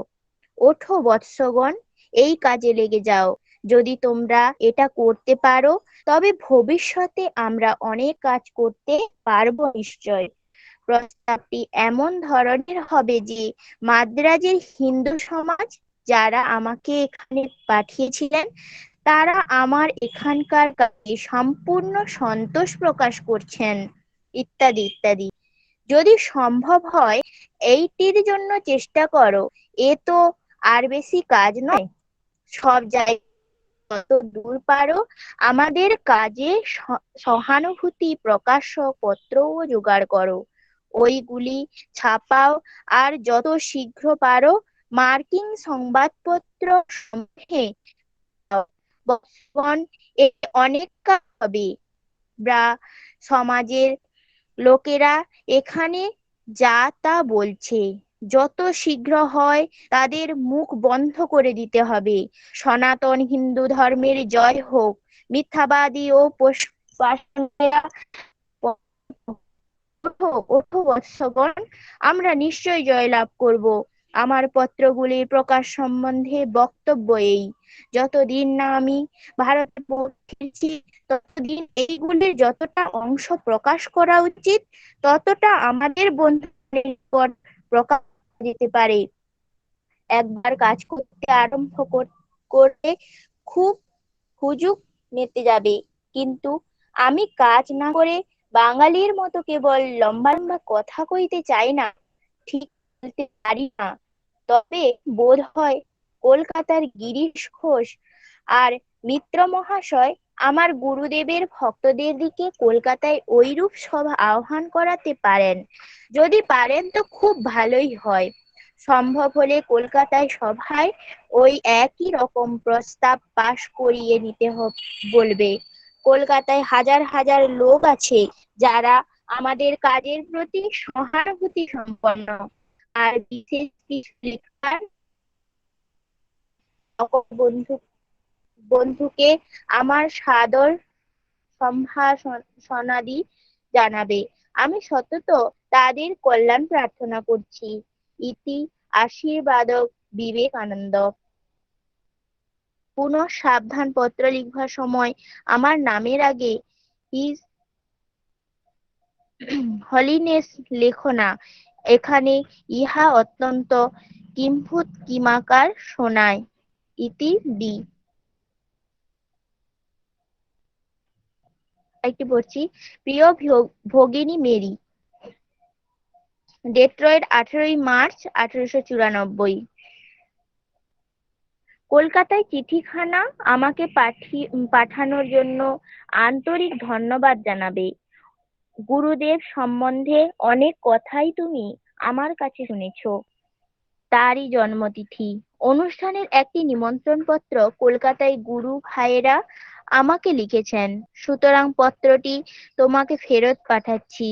পত্রে আরো লিখেছেন, কলকাতা ফিরে গিয়ে রটাচ্ছে যে বিবেকানন্দ আমেরিকায় সব রকমের পাপ কাজ করছে। এই তো তোমাদের আমেরিকার অপূর্ব আধ্যাত্মিক পুরুষ, তাদেরই বা দোষ কি? যথার্থ তত্ত্বজ্ঞান না হওয়া পর্যন্ত, অর্থাৎ স্বরূপ প্রত্যক্ষ না করলে, আধ্যাত্মিক রাজ্যের সঠিক সন্ধান না পেলে মানুষ বস্তু ও অবস্তু, বাগাড়ম্বর ও জ্ঞান গাম্ভীর্যের এবং এ জাতীয় অপরাপর বিষয়ের পার্থক্য ধরতে পারে না। বেচারির এতদূর অধঃপতনে আমি বিশেষ দুঃখিত। ভগবান ভদ্রলোকে কৃপা করুন। পত্রের সম্বোধনাংশে ইংরেজিতে নামটি আমার বহু আগেকার লেখক শৈশবের এক সাথী, এখন আমার মতো সন্ন্যাসী। বেশ কবিত্বপূর্ণ নাম। নামের অংশ মাত্র লিখেছে, সবটা হচ্ছে নরেন্দ্র, অর্থাৎ মানুষের সেরা। নর মানে মানুষ, আর ইন্দ্র মানে রাজা, অধিপতি। হাস্য সম্পদ নয় কি? আমাদের দেশের নাম সব এই রকমের নাচার। আমি কিন্তু নামটি যে ছাড়তে পেরেছি তাতে খুব খুশি। বেশ ভালো আছি, আশা করি তোমাদের কুশল। ইতি তোমার ভ্রাতা বিবেকানন্দ। প্রিয়া, টাইম কি আছে? না, ঠিক আছে। জয় ঠাকুর, জয় এখন মহাদেব স্বামী। আবৃত্তি পাঠ করবেন কেয়া চৌধুরী।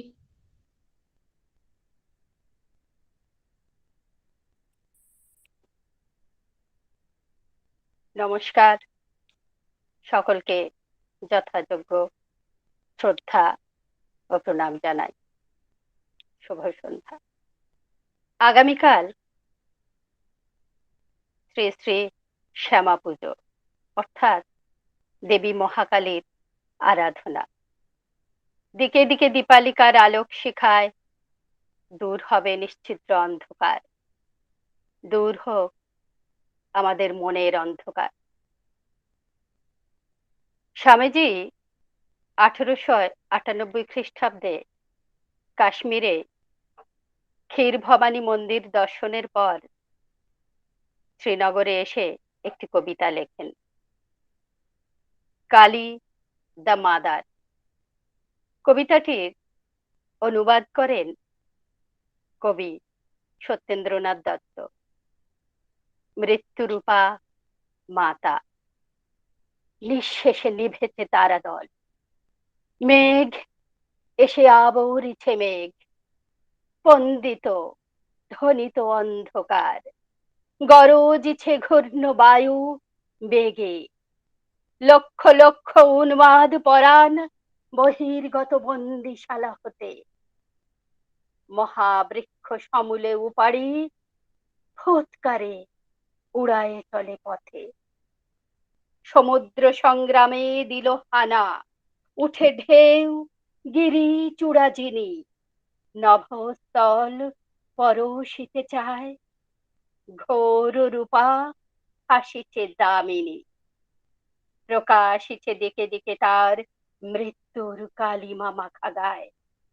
লক্ষ লক্ষ ছায়ার শরীর দুঃখ রাশি জগতে ছড়ায়। নাচে তারা উন্মাদ তাণ্ডবে, মৃত্যুরূপা মা আমার আয়। করালি করালো তোর নাম, মৃত্যু তোর নিঃশ্বাসে প্রশ্বাসে। তোর ভীম চরণ নিক্ষেপ প্রতিবাদে ব্রহ্মাণ্ড বিনাশে।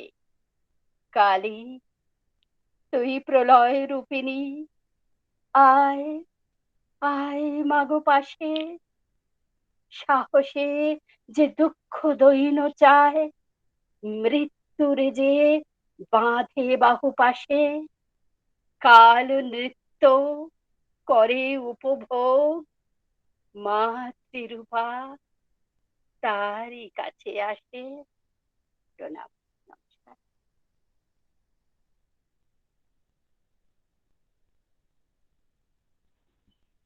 এখন ভারতের বিবেকানন্দ এই প্রসঙ্গে আলোচনা করবেন ভানু রুদ্র।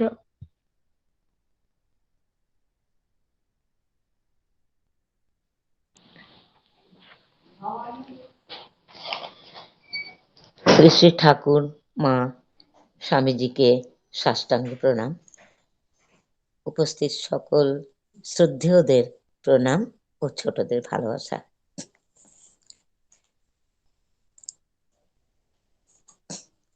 আজকে আমেরিকা থেকে ভারতে প্রত্যাবর্তনের পর বিভিন্ন স্থানে স্বামীজি যে বক্তব্য রাখেন তার জাফনার বক্তৃতার পরবর্তী কিয়দাংশ। ভারতে বিবেকানন্দ। আমরা পূর্ববর্তী দিনে যে আলোচনা করেছিলাম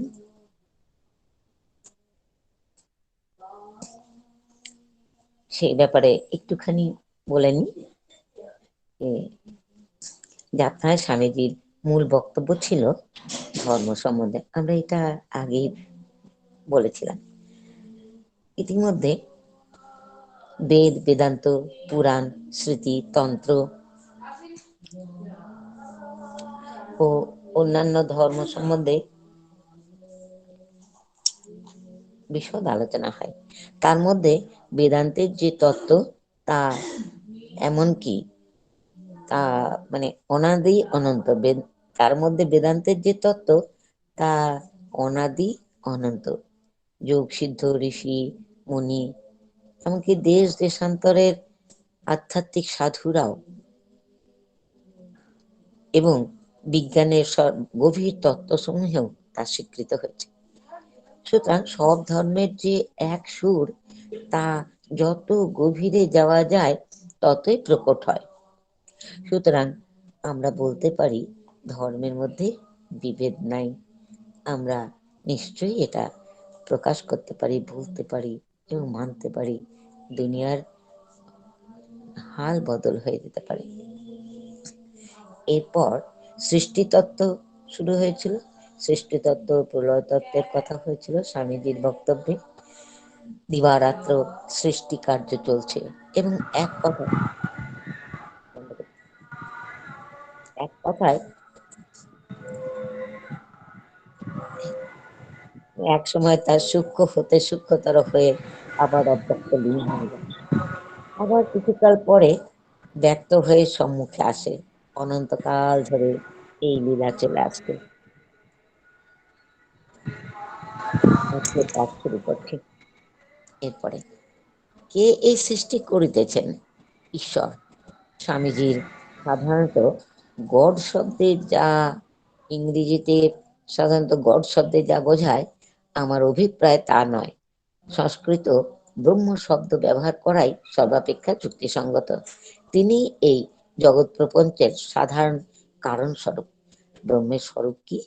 ব্রহ্ম নিত্য, নিত্য শুদ্ধ, নিত্য জাগ্রত, সর্বশক্তিমান, সর্বজ্ঞ, দয়াময়, সর্বব্যাপী, নিরাকার, অখণ্ড। তিনি এই জগৎ সৃষ্টি করেন। এখন প্রশ্ন এই, যদি এই ব্রহ্ম জগতের নিত্য স্রষ্টা ও বিধাতা হন, তাহা হইলে দুইটি আপত্তি উপস্থিত হয়। জগতে তো যথেষ্ট বৈষম্য রহিয়াছে। এখানে কেহ সুখী, কেহ দুঃখী, কেহ ধনী, কেহ দরিদ্র, এরূপ বৈষম্য কেন? আবার এখানে নিষ্ঠুরতাও বিদ্যমান, কারণ এখানে একের জীবন অন্যের মৃত্যুর উপর নির্ভর করিতেছে। এক প্রাণী আর এক প্রাণীকে খণ্ড খণ্ড করিয়া ফেলিতেছে। প্রত্যেক মানবী নিজ ভ্রাতার গলা টিপিবার চেষ্টা করিতেছে। এই প্রতিযোগিতা, এই নিষ্ঠুরতা, এই উৎপাত, এই দিবা রাত্রি গগন বিদারী দীর্ঘ নিঃশ্বাস, ইহাই আমাদের এই জগতের অবস্থা। ইহাই যদি ঈশ্বরের সৃষ্টি হয়, তবে সেই ঈশ্বর ঘোরতর নিষ্ঠুর। মানুষের কল্পিত নিষ্ঠুরতম দানব অপেক্ষা এই ঈশ্বর আরো নিষ্ঠুর। বেদান্ত বলেন, ঈশ্বর এই বৈষম্য ও প্রতিযোগিতার কারণ নহেন।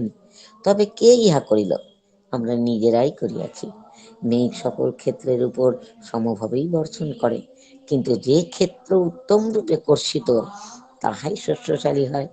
যে ভূমি ভালোভাবে কর্ষিত নয়, তাহা ওই বৃষ্টির ফল লাভ করিতে পারে না। ইহা মেঘের অপরাধ নহে, তাহার দয়া অনন্ত, অপরিবর্তনীয়। আমরাই কেবল এই বৈষম্য সৃষ্টি করিতেছি। কিরূপে আমরা এই বৈষম্য সৃষ্টি করিলাম? কেহ জগতে সুখী হইয়া জন্মাইল, কেহ বা অসুখী, তাহারা তো এই বৈষম্য সৃষ্টি করে নাই। করিয়াছে বই কি? পূর্বজন্মকৃত কর্মের দ্বারা এই ভেদ, এই বৈষম্য সৃষ্টি হইয়াছে। এখন আমরা সেই দ্বিতীয় তত্ত্বের আলোচনায় আসিলাম, যাহাতে শুধু আমরা হিন্দুরা নই, বৌদ্ধ এবং জৈনগণ একমত। আমরা সকলেই স্বীকার করিয়া থাকি, সৃষ্টির মতো জীবন অনন্ত। শূন্য হইতে যে জীবনের উৎপত্তি হইয়াছে, তাহা নহে, তাহা হইতে পারে না। এইরূপ জীবনে কোনো প্রয়োজনীয় নাই। কালে যাহার আরম্ভ, কালেই তাহার অন্ত হইবে। গতকল্য যদি জীবনের আরম্ভ হইয়া থাকে, তবে আগামীকাল উহার শেষ হইবে, পরে উহার সম্পূর্ণ ধ্বংস হইবে। জীবন অবশ্য পূর্বেও ছিল, আজকাল ইহা বেশি বুঝাইবার আবশ্যক নাই। কারণ আধুনিক বিজ্ঞান এই বিষয়ে আমাদিগকে সাহায্য করিতেছে। জড়জগতের আবিষ্কার গুলি সাহায্যে আমাদের শাস্ত্র নিহিত তত্ত্বগুলি বুঝাইয়া দিতেছে।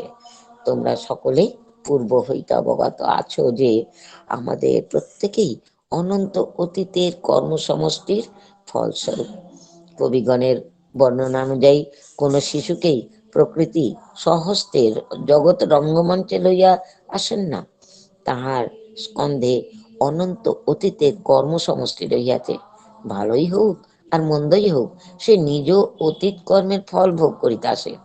ইহা হইতেই বৈষম্যের উৎপত্তি, ইহাই কর্মবিধান। আমরা প্রত্যেকেই নিজ নিজ অদৃষ্টের নিয়ামক। এই মতবাদের দ্বারা অদৃষ্টবাদ খণ্ডিত হয় এবং ইহা দ্বারাই ঈশ্বরের বৈষম্য নৈর্ঘৃণ্য দোষ নিরাকৃত হয়।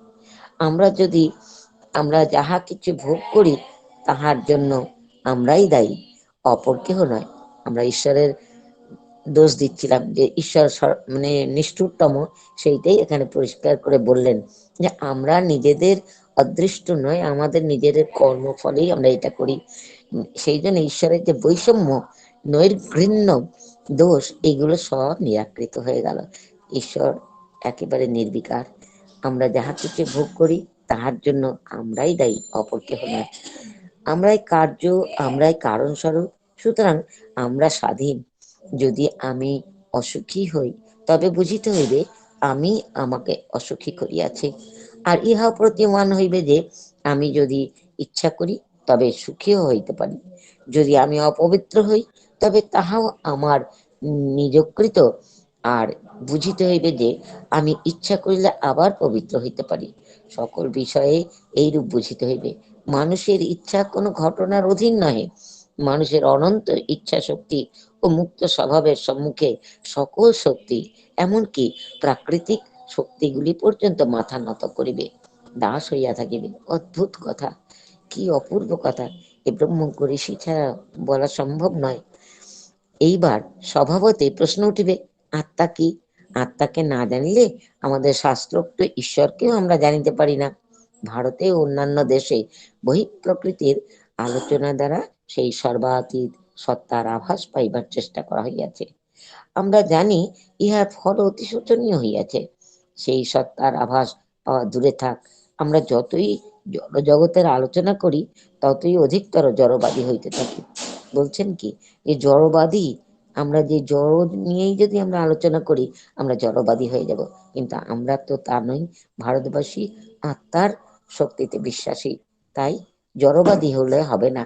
যদি বা একটু আধটু ধর্মভাব পূর্বে থাকে, জড় জগতের আলোচনা করিতে করিতে তাহাও দূর হইয়া যায়। অতএব আধ্যাত্মিকতা ও সেই পরম পুরুষের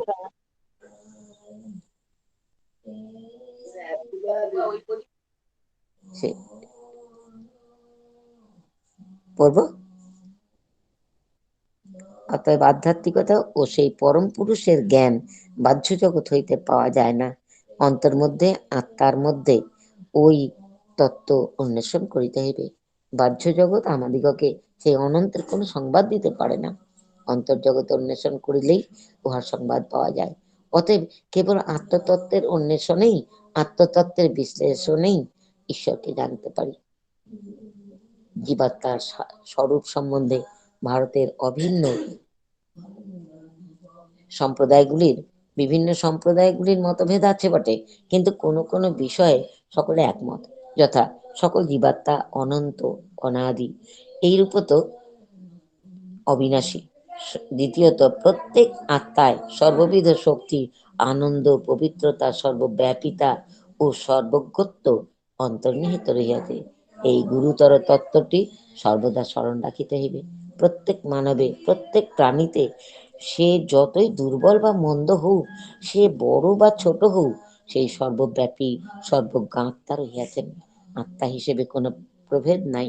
প্রভেদ কেবল প্রকাশের তারতম্যে। ওই ক্ষুদ্রতম প্রাণী ও আমার মধ্যে প্রভেদ কেবল প্রকাশের তারতম্যে। সর্বত তাহার সহিত আমার কোনো ভেদ নাই। সে আমার ভ্রাতা, তাহারও যে আত্মা আমারও সেই আত্মা।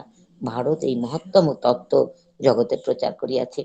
অন্যত্র সমগ্র মানব জাতির ভ্রাতৃভাব প্রচারিত হইয়া থাকে। ভারতে উহা সর্বপ্রাণীর ভ্রাতৃভাব এই আকার ধারণ করিয়াছে। অতি ক্ষুদ্রতম প্রাণী, এমনকি ক্ষুদ্র পিপীলিকা পর্যন্ত আমার ভাই, তাহারও আমার দেহ স্বরূপ। এবং তু পণ্ডিতৈর জ্ঞাতা সর্বভূতময়ং হরিণ ইত্যাদি। এইরূপে পণ্ডিতগণ সেই প্রভুকে সর্বভূতময় জানিয়া সকল প্রাণীকে ঈশ্বর জ্ঞানে উপাসনা করিবেন। সেই কারণেই ভারতে ইতর প্রাণী ও দরিদ্রগণের প্রতি এত দয়ার ভাব বর্তমান। সকল বস্তু সম্বন্ধেই, সকল বিষয়েই ওই দয়ার ভাব। আত্মাতে সমুদয় শক্তি, এই মত ভারতের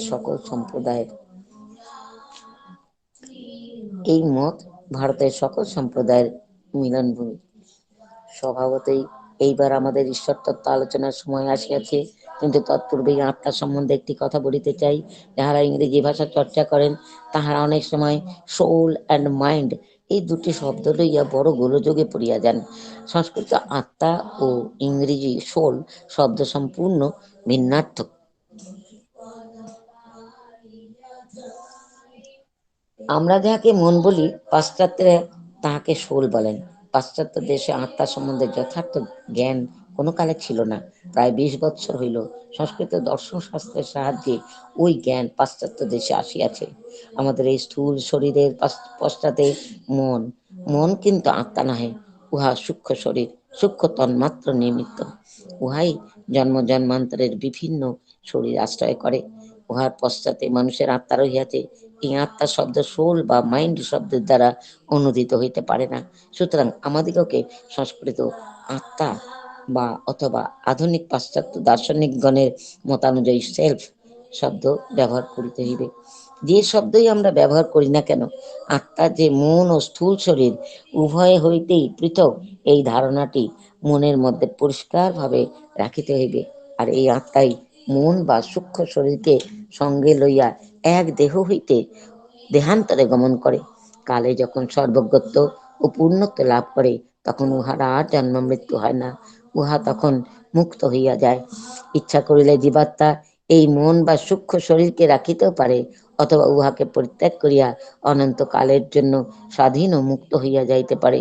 মুক্তিই আত্মার লক্ষ্য, ইহাই আমাদের ধর্মের বিশেষত্ব। একটু বক্তব্যের সামান্য একটু আলোচনা আজকের বক্তব্যে আমরা পাই। তাহলে সৃষ্টিকর্তাকে? উত্তর, ব্রহ্ম, নিত্য শুদ্ধ বুদ্ধ মুক্ত আত্মা, এটাই ব্রহ্মের স্বরূপ। তিনি কারো দুঃখ বা সুখের কারণ নহেন। তিনি নিষ্কাম বিভু। আমরা নিজেরাই নিজেদের সুখ দুঃখ, ধনী নির্ধন ইত্যাদি বৈষম্যের কারণ। মেঘের জলে কোথাও ফসল হবে কি হবে না, তার কারণ আমাদের কর্মফল। প্রকৃতপক্ষে বহুবার জন্মগ্রহণ ও কর্মফলের সমষ্টি মাত্র এই সৃষ্টি তত্ত্ব। ঈশ্বর নির্বিকার। মানুষের মধ্যে একটি বিশেষ গুণ আছে, ইচ্ছা শক্তি। আমরা ইচ্ছা করলে ভালো বা মন্দ, সৎ বা অসৎ, পবিত্র বা অপবিত্র হতে পারি। স্বামীজি বলছেন, মানুষের অনন্ত ইচ্ছা শক্তি ও মুক্ত স্বভাবের সম্মুখে সকল শক্তি, এমনকি প্রাকৃতিক শক্তিগুলি পর্যন্ত মাথা নত করবে।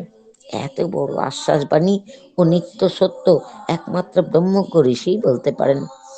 এখন আমরা কতটুকু গ্রহণ করতে পারবো, তা আমাদের শক্তি ও ইচ্ছার বিষয়। প্রণাম। জয় মা, জয় মা, জয় ঠাকুর।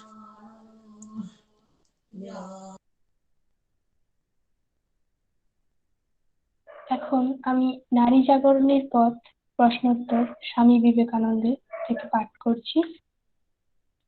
প্রশ্ন: ভারতীয় নারীদের অবস্থা দেখে আপনি কি সন্তুষ্ট? স্বামীজির উত্তর: না, কখনোই নহে। কিন্তু নারীদিগের সম্বন্ধে আমাদের হস্তক্ষেপ নারীগণকে এমন যোগ্যতা অর্জন করাইতে হইবে, যাহাতে তাহারা নিজেদের সমস্যা নিজেদের ভাবে মীমাংসা করিয়া লইতে পারে, তাহাদের হইয়া অপর কেহ এ কার্য করিতে পারে না। করিবার চেষ্টা করাও উচিত নহে। আর জগতের অন্যান্য দেশের মেয়েদের মতো আমাদের মেয়েরাও এ যোগ্যতা লাভে সমর্থ। প্রশ্ন: এদেশের মেয়েদের প্রতি আপনার উপদেশ কি? স্বামীজির উত্তর, কেন? আমি পুরুষগণকে যাহা বলিয়া থাকি, নারীগণকে ঠিক তাহাই বলিব।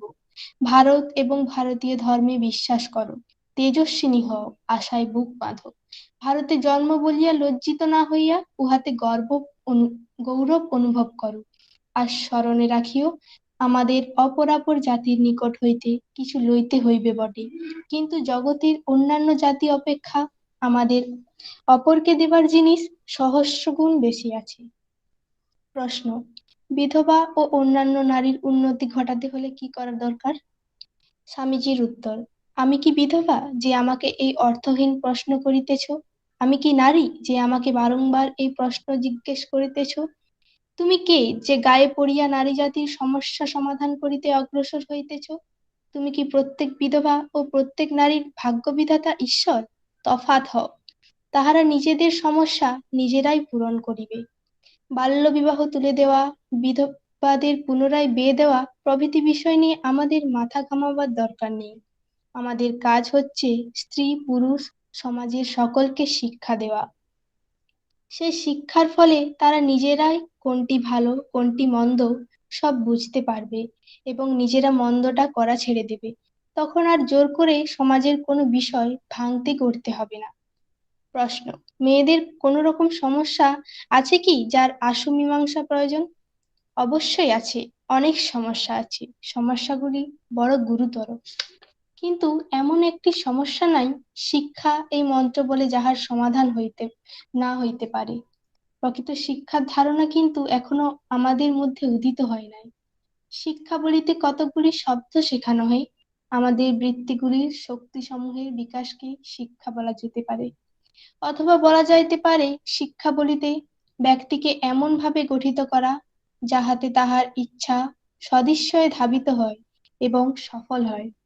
এইভাবে শিক্ষিতা হইলে আমাদের কল্যাণ সাধনে সমর্থা নির্ভীক মহীয়সী নারীর অভ্যুদয় হইবে। তাহারা সংঘমিত্রা, লীলা, অহল্যাবাই ও মীরাবাইয়ের পদাঙ্ক অনুসরণে সমর্থ হইবেন। তাহারা পবিত্র স্বার্থশূন্য বীর হইবেন।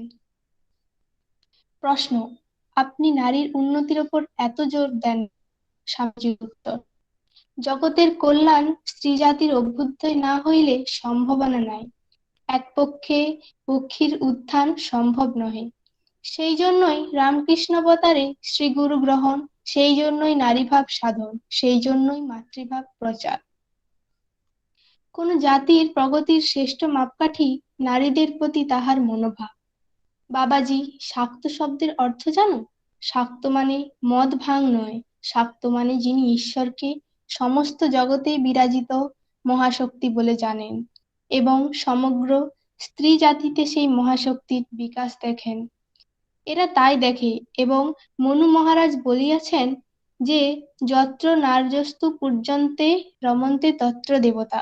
যেখানে স্ত্রীলোকেরা সুখী সেই পরিবারের উপর ঈশ্বরের মহাকৃপা। এরা তাই করে আর এরা তাই সুখী, বিদ্বান, স্বাধীন, উদ্যোগী। আর আমরা স্ত্রীলোককে নীচ, অধম, মহাহেয়, অপবিত্র বলি। তার ফল আমরা পশু, দাস, উদ্দামহীন, দরিদ্র। মেয়েদের তোরা এখন যেন কতকগুলি উৎপাদন যন্ত্র করে তুলেছিস। রাম রাম, এ কি তোদের শিক্ষার ফল হলো? মেয়েদের আগে তুলতে হবে, জনসাধারণকে জাগাতে হবে, তবে তো দেশের কল্যাণ, ভারতের কল্যাণ।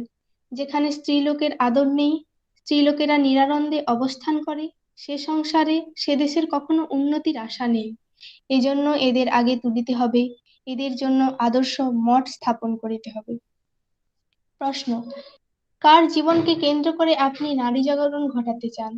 মা ঠাকুরুন কি বস্তু বুঝতে পারেনি, এখনো কেহই পারে না, ক্রমে পারবে। ভায়া, শক্তি বিনা জগতের উদ্ধার হবে না। আমাদের দেশ সকলের অধম কেন, শক্তিহীন কেন? শক্তির অবমাননা সেখানে বলে। মা ঠাকুরানী ভারতে পুনরায় সেই মহাশক্তি জাগাতে এসেছেন। তাকে অবলম্বন করেই আবার সব গার্গী মৈত্রেয়ী জগতে জন্মাবে। দেখছো কি ভায়া, ক্রমে সব বুঝবে। ঠাকুরের কত ভক্তিমতী মেয়েরা রয়েছেন, তাদের দিয়ে স্ত্রী মঠ আরম্ভ করে দিয়ে যাব। শ্রী শ্রী মাতা ঠাকুরানী তাদের কেন্দ্র স্বরূপা হয়ে বসবেন। আর শ্রীরামকৃষ্ণ দেবের ভক্তদের স্ত্রী কন্যারা ওখানে প্রথমে বাস করবে, কারণ তারা ওইরূপ স্ত্রী মঠের উপকারিতা সহজেই বুঝতে পারবে। তারপর তাদের দেখাদেখি কত গৃহস্থ এই মহাকার্যে সহায় হবে। প্রশ্ন: নারীদের কাছ থেকে কি আশা করেন? স্বামীজির উত্তর: মেয়ে মধ্য দুই চায়, আত্মাতে মেয়ে পুরুষের ভেদ নেই, তাকে অবতার বললে হয় না, শক্তির বিকাশ চাই। হাজার হাজার পুরুষ চাই, স্ত্রী চাই, যারা আগুনের মতো হিমাচল থেকে কন্যাকুমারী, উত্তর মেরু থেকে দক্ষিণ মেরু দুনিয়াময় ছড়িয়ে পড়বে। ছেলে খেলার কাজ নেই, ছেলে খেলার সময় নেই, যারা ছেলে খেলা করতে চায় তফাৎ হও এই বেলা, নইলে মহা আপদ তাদের। সঙ্গ চাই, কুড়েমি দূর করে দাও, ছড়াও ছড়াও আগুনের মতো সব জায়গায়। আমার উপর ভরসা রেখো না, আমি মরি বাঁচি, তোমরা ছড়াও ছড়াও। দেশীয় নারী দেশীয় পরিচ্ছেদে ভারতের ঋষিমুখগত ধর্মপ্রচার করিলে আমি দিব্য চোখে দেখিতেছি।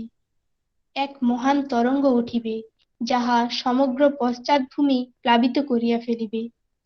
এই মৈত্রেয়ী, খনা, লীলাবতী, সাবিত্রী ও উভয় ভারতীর জন্ম ভূমিতে কি আর কোনো নারীর এ সাহস হইবে না? ওঠো, জাগো, কারণ শুভ মুহূর্ত আসিয়াছে।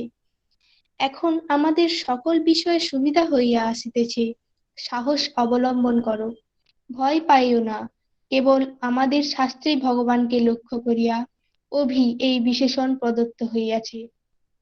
আমাদিগকে নির্ভীক হইতে হইবে, তবেই আমরা কার্যে সিদ্ধি লাভ করিব। ওঠো, জাগো, কারণ তোমাদের মাতৃভূমি এই মহাবলী প্রার্থনা করিতেছেন। তোমরা বলিয়াছ, আমি কিছু কাজ করিয়াছি, যদি তাহাই হয় তবে ইহাও স্মরণে রাখিও যে আমি এক সময় অতি নগণ্য বালক মাত্র ছিলাম। আমিও এক সময় এই কলকাতার রাস্তায় তোমাদের মতো খেলিয়া বেড়াইতাম। যদি আমি এতখানি করিয়া থাকি, তবে তোমরা আমা অপেক্ষা কত অধিক কাজ করিতে পারো। ওঠো, জাগো, জগৎ তোমাদিগকে আহ্বান করিতেছে। ভাবিও না তোমরা দরিদ্র, ভাবিও না তোমরা বন্ধুহীন। কে কোথায় দেখিয়াছে টাকায় মানুষ করে? মানুষই চিরকাল টাকা করিয়া থাকে। জগতের যা কিছু উন্নতি সব মানুষের শক্তিতে হইয়াছে, উৎসাহের শক্তিতে হইয়াছে, বিশ্বাসের শক্তিতে হইয়াছে। ভয় পাইও না, কারণ মনুষ্য জাতির ইতিহাসে দেখা যায় সাধারণ লোকের ভেতরেই যত কিছু মহাশক্তির প্রকাশ হইয়াছে। জগতে যত বড় বড় প্রতিভাশালী পুরুষ জন্মিয়াছে, সবই সাধারণ লোকের মধ্য হইতে। আর ইতিহাসে একবার যাহা ঘটিয়াছে পুনরায় তাহা ঘটিবে। কিছুতেই ভয় পাইও না, তোমরা বিস্ময়কর কার্য করিবে। যে মুহূর্তে তোমাদের হৃদয়ে ভয়ের সঞ্চার হইবে, সেই মুহূর্তেই তোমরা শক্তিহীন। ভয়ই জগতের সমুদয় দুঃখের মূল কারণ। ভয়ই সর্বাপেক্ষা বড় কুসংস্কার। নির্ভীক হইলে মুহূর্ত মধ্যেই সর্ব আমাদের করতলগত হয়। অতএব উত্তিষ্ঠত, জাগ্রত, প্রাপ্য বরানো, নিবেদিত। দেখছিস না, নিবেদিতা ইংরেজি মেয়ে হয়েও তোদের সেবা করতে শিখেছে, আর তোরা তোদের নিজেদের দেশের লোকের জন্য তা করতে পারবি নি? যেখানে মহামারী হয়েছে, যেখানে জীবের দুঃখ হয়েছে, যেখানে দুর্ভিক্ষ হয়েছে, চলে যা সেদিকে, নয় মরেই যাবি। তোর আমার মতো কত কীট হচ্ছে, মরছে, তাতে জগতের কি আসছে যাচ্ছে? একটা মহান উদ্দেশ্য নিয়ে মরে যা, মরেই তো যাবি, তা ভালো উদ্দেশ্য নিয়েই মরা ভালো। এই ভাব ঘরে ঘরে প্রচার করো, নিজের ও দেশের মঙ্গল হবে। তোরাই দেশের আশা ভরসা, তোদের কর্মহীন দেখলে আমার বড় কষ্ট হয়। লেগে যা, লেগে যা, দেরি করিস নে। মৃত্যু তো দিন দিন নিকটে আসছে, পরে করবি বলে আর বসে থাকিস নে, তাহলে কিছুই করা হবে না। এদেশের স্ত্রীদের মতো স্ত্রী কোথাও দেখি নাই। সৎপুরুষ আমাদের দেশেও অনেক, কিন্তু এদেশের মেয়েদের মতো মেয়ে বড়ই কম। যা শ্রী স্বয়ং সুকৃতানাং ভবনেষু, যে দেবী সুকৃতি পুরুষের গৃহে স্বয়ং শ্রীরূপে বিরাজমানা। এ কথা বড়ই সত্য। এদেশের তুষার যেমন ধবল, তেমনি হাজার হাজার মেয়ে দেখেছি, আর এরা কেমন স্বাধীন, সকল কাজ এরাই করে। স্কুল কলেজ মেয়েতে ভরা। আমাদের পোড়া দেশে ছেলে মেয়েদের পথ চলিবার জো নাই, আর এদের কত দয়া। যতদিন এখানে এসেছি, এদের মেয়েরা বাড়িতে স্থান দিতেছে, খেতে দিচ্ছে, লেকচার দেবার সব বন্দোবস্ত করে সঙ্গে করে বাজারে নিয়ে যায়, কি না করে বলিতে পারি না। শত শত জন্ম এদের সেবা করিলেও এদের ঋণ মুক্ত হব না। এদের মেয়েরা কি পবিত্র, 25 বছর 30 বছরের কমে কারোর বিবাহ হয় না, আর আকাশের পক্ষীর ন্যায় স্বাধীন, বাজার হাট রোজগার দোকান কলেজ প্রফেসর সব কাজ করে, অথচ কি পবিত্র। যাদের পয়সা আছে তারা দিনরাত গরিবের উপকারে ব্যস্ত। এদের মেয়ে দেখে আমার আক্কেল গুরুম বাবা, আমাকে যেন বাচ্চাটির মতো ঘাটে মাঠে দোকানে হাটে নিয়ে যায়, সব কাজ করে, আমি তার সিকিরও সিকি করতে পারিনি। এরা রূপে লক্ষ্মী গুণে সরস্বতী, আমি এদের পুষ্যপুত্তর, এরা সাক্ষাৎ জগদম্বা বাবা, এদের পূজা করিলে সর্বত সিদ্ধি লাভ হয়। আরে রাম বলো, আমরা কি মানুষের মধ্যে? এইরকম মা জগদম্বা যদি হাজার আমাদের দেশে তৈরি করে মরতে পারি, তবে নিশ্চিন্ত হয়ে মরব। জয় ঠাকুর, জয় মা, জয় স্বামীজি। এখন শ্রী রামকৃষ্ণের সমাচার নিয়ে আলোচনা করবেন আভা সাহা।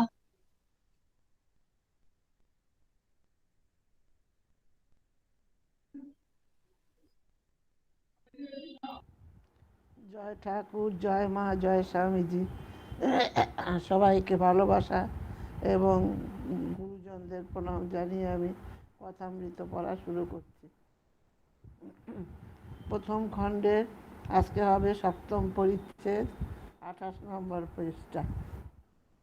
যো মাম যমনাঞ্চ ব্যক্তি লোক মহেশ্বরম অসংরূঢ় মর্তেষু সর্বপাপৈ প্রমুচ্যতে। গীতার শ্লোক। এবারে উপায় বিশ্বাস। একজন ভক্ত, মহাশয়, এইরূপ সংসারী জীবের কি কোনো উপায় নাই? শ্রীরামকৃষ্ণ: অবশ্য উপায় আছে।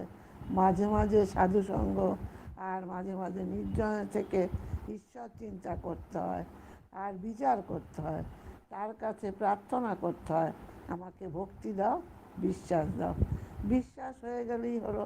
বিশ্বাস হচ্ছে আর জিনিস নেই, বিশ্বাস হচ্ছে আর জিনিস নেই কেদারের প্রতি। বিশ্বাসের কত জোর তা তো শুনেছ।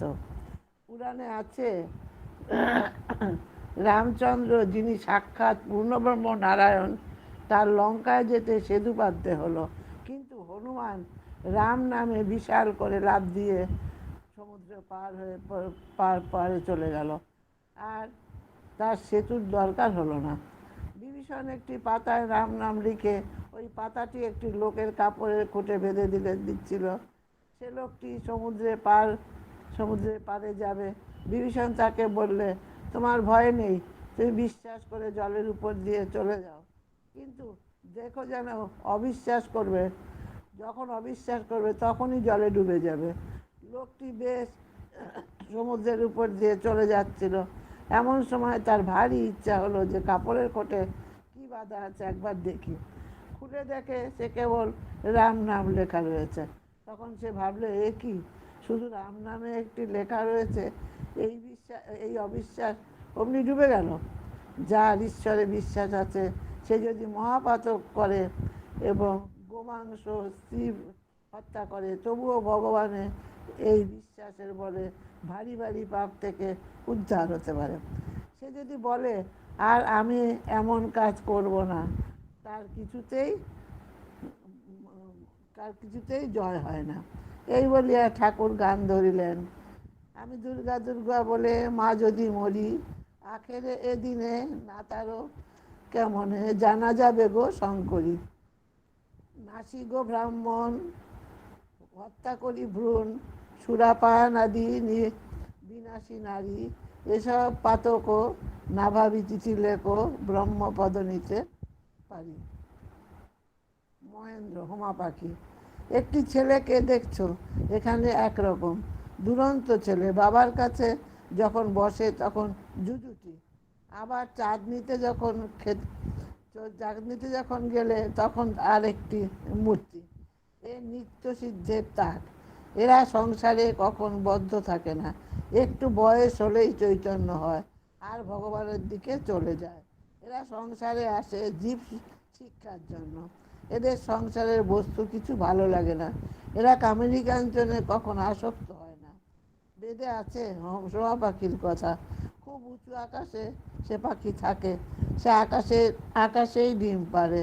ডিম পারলে ডিমটা পড়তে থাকে কিন্তু এত উঁচু যে অনেক অনেক দিন থেকে ডিমটা পড়তে থাকে। ডিম পড়তে পড়তে ফুটে যায়, তখন ছানাটি পড়তে থাকে। পড়তে পড়তে তার চোখ দুটো ডানা পড়তে পড়তে তার চোখ ফেটে ও দানা বেরোয়। চোখ ফুটলেই দেখতে পাবে যে সে পড়ে যাচ্ছে, আর মাটিতে লাগলে একবার চুরমার হয়ে যাবে। তখন সে পাখি মাঠ দিকে একবারে চোঁচা দৌড় দেয়, আর উঁচুতে ওঠে না। নরেন্দ্র উঠিয়া গেলেন। সবার মধ্যে কেদার, প্রাণকৃষ্ণ, মাস্টার ইত্যাদি অনেকে আছেন। শ্রীরামকৃষ্ণ, দেখো নরেন্দ্র গাইতে বাজাতে পড়াশোনায় সব তাতেই ভালো। সেদিন কেদারের সঙ্গে তর্ক করছিল। কেদারের কথাগুলো কচ কচ করে কেটে দিতে লাগলো। ঠাকুর ও সকলের সহাস্য মাস্টারের প্রতি। ইংরেজিতে কি কোনো তর্কের বই আছে গা? মাস্টার, আগে হ্যাঁ, ইংরেজিতে ন্যায়শাস্ত্র অর্থাৎ লজিক আছে। শ্রীরামকৃষ্ণ, আচ্ছা কীরকম একটু বলো দেখি। মাস্টার এইবার মুশকিলে বললেন একরকম আছে সাধারণ সিদ্ধান্ত থেকে বিশেষ সিদ্ধান্তে পৌঁছানো, যেমন সব মানুষ মরে যাবে, পণ্ডিতেরা মানুষ, অতএব পণ্ডিতেরাও মরে যাবে। আর একরকম আছে বিশেষ দৃষ্টান্ত বা ঘটনা দেখে সাধারণ সিদ্ধান্তে পৌঁছান, যেমন কাকটা কালো ও কাকটা কালো, আবার যত কাক দেখছি সবই কালো, অতএব সব কাকই কালো। কিন্তু এই রকম সিদ্ধান্ত করলে ভুল হতে পারে। কেন না হয় তা খুঁজতে খুঁজতে আর এক দেশের সাদা কাক দেখা গেল। আর এক দৃষ্টান্ত হলো যে মেঘ থেকে বৃষ্টি হয়।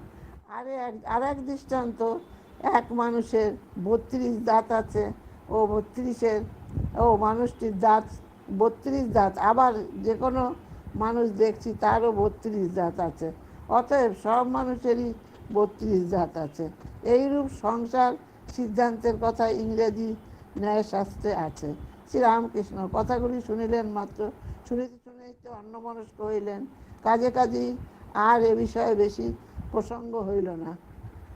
অষ্টম পরিচ্ছেদ। শ্রুতি বিস্মৃতিতে সদা স্থাপিত নিশ্চলা সমাধা বচলা বুদ্ধিমত্তা যোগস্পষ্টম সমাধি মন্দির। সভা ভঙ্গ হইল। ভক্তেরা এদিক ওদিক পাইচারি করিতেছেন। মাস্টারও পঞ্চবটী ইত্যাদি স্থানে বেড়াইতেছেন। বেলা আন্দাজ 5টা। কিয়ৎক্ষণ পরে শ্রীরামকৃষ্ণের ঘরের দিকে আসিয়া দেখিলেন, ঘরের উত্তর দিকে ছোট্ট বারান্দার মধ্যে অদ্ভুত ব্যাপার হইতেছে। শ্রীরামকৃষ্ণ স্থির হইয়া দাঁড়াইয়া রহিয়াছেন। নরেন্দ্র গান করিতেছেন, 2-4 জন ভক্ত দাঁড়াইয়া আছেন।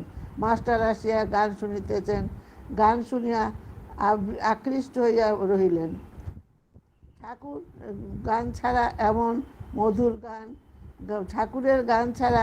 মধুর গান তিনি কখনো শোনেন নাই। হঠাৎ ঠাকুরের দিকে দৃষ্টিপাত করিয়া অবাক হইয়া রহিলেন। ঠাকুর দাঁড়াইয়া নিস্পন্দ, চক্ষুর পাতা পড়িতেছে না, নিঃশ্বাস প্রশ্বাস বইছে কিনা বইছে। জিজ্ঞাসা করাতে একজন ভক্ত বলিলেন, এর নাম সমাধি। মাস্টার এইরূপ কখনো দেখেন নাই, শোনেন নাই। অবাক হইয়া তিনি ভাবিতেছেন, ভগবানকে চিন্তা করে মানুষ কি এত বাহ্যজ্ঞান শূন্য হয়? না জানি কতদূর বিশ্বাস ভক্তি থাকলে এইরূপ হয়।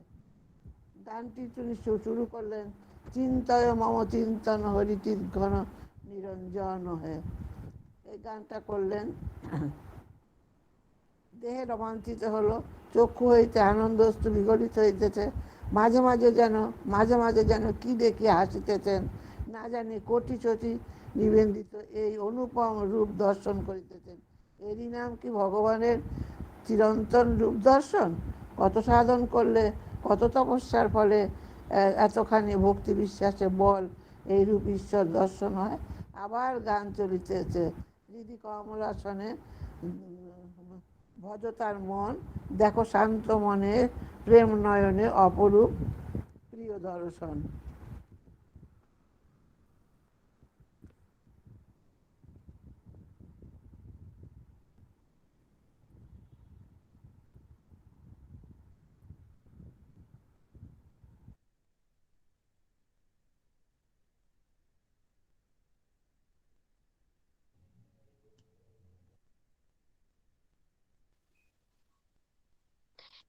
এখন রামকৃষ্ণ শরণম গাইবে প্রাচুর্যা চৌধুরী এবং আমরা প্রত্যেকেই মিউট করে গাইব।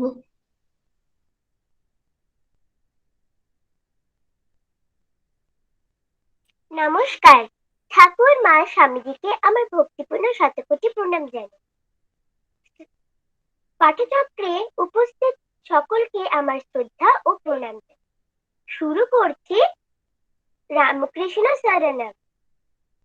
প্রভু রামকৃষ্ণ শরণম, রামকৃষ্ণ শরণম, রামকৃষ্ণ শরণম শরণ্যে।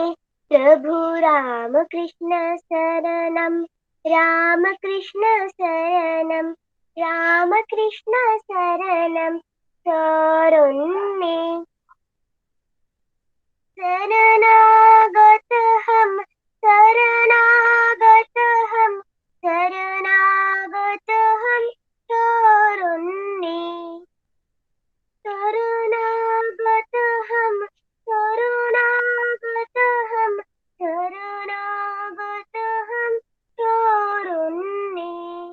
रामकृष्ण शरणम, रामकृष्ण शरणम, रामकृष्ण शरणम शरण्ये। नमः श्री गुरवे, नमः श्री गुरवे, नमः श्री गुरवे नमो नमः। नमः श्री गुरवे, नमः श्री गुरवे, नमः श्री गुरवे नमो नमः। प्रभु रामकृष्ण शरणम, रामकृष्ण शरणम, रामकृष्ण शरणम शरण्ये। रामकृष्ण रामकृष्ण जय जय रामकृष्ण, रामकृष्ण रामकृष्ण जय जय राम। प्रभु कृपा ही केवलम, कृपा ही केवलम, कृपा ही केवलम शरण्ये। प्रभु कृपा ही केवलम, कृपा ही केवलम, कृपा ही केवलम शरण्ये। प्रभु रामकृष्ण शरणम, रामकृष्ण शरणम, रामकृष्ण शरणम शरण्ये। नमस्कार, প্রণাম সবাইকে। জয় ঠাকুর, জয় মা, জয় স্বামীজি।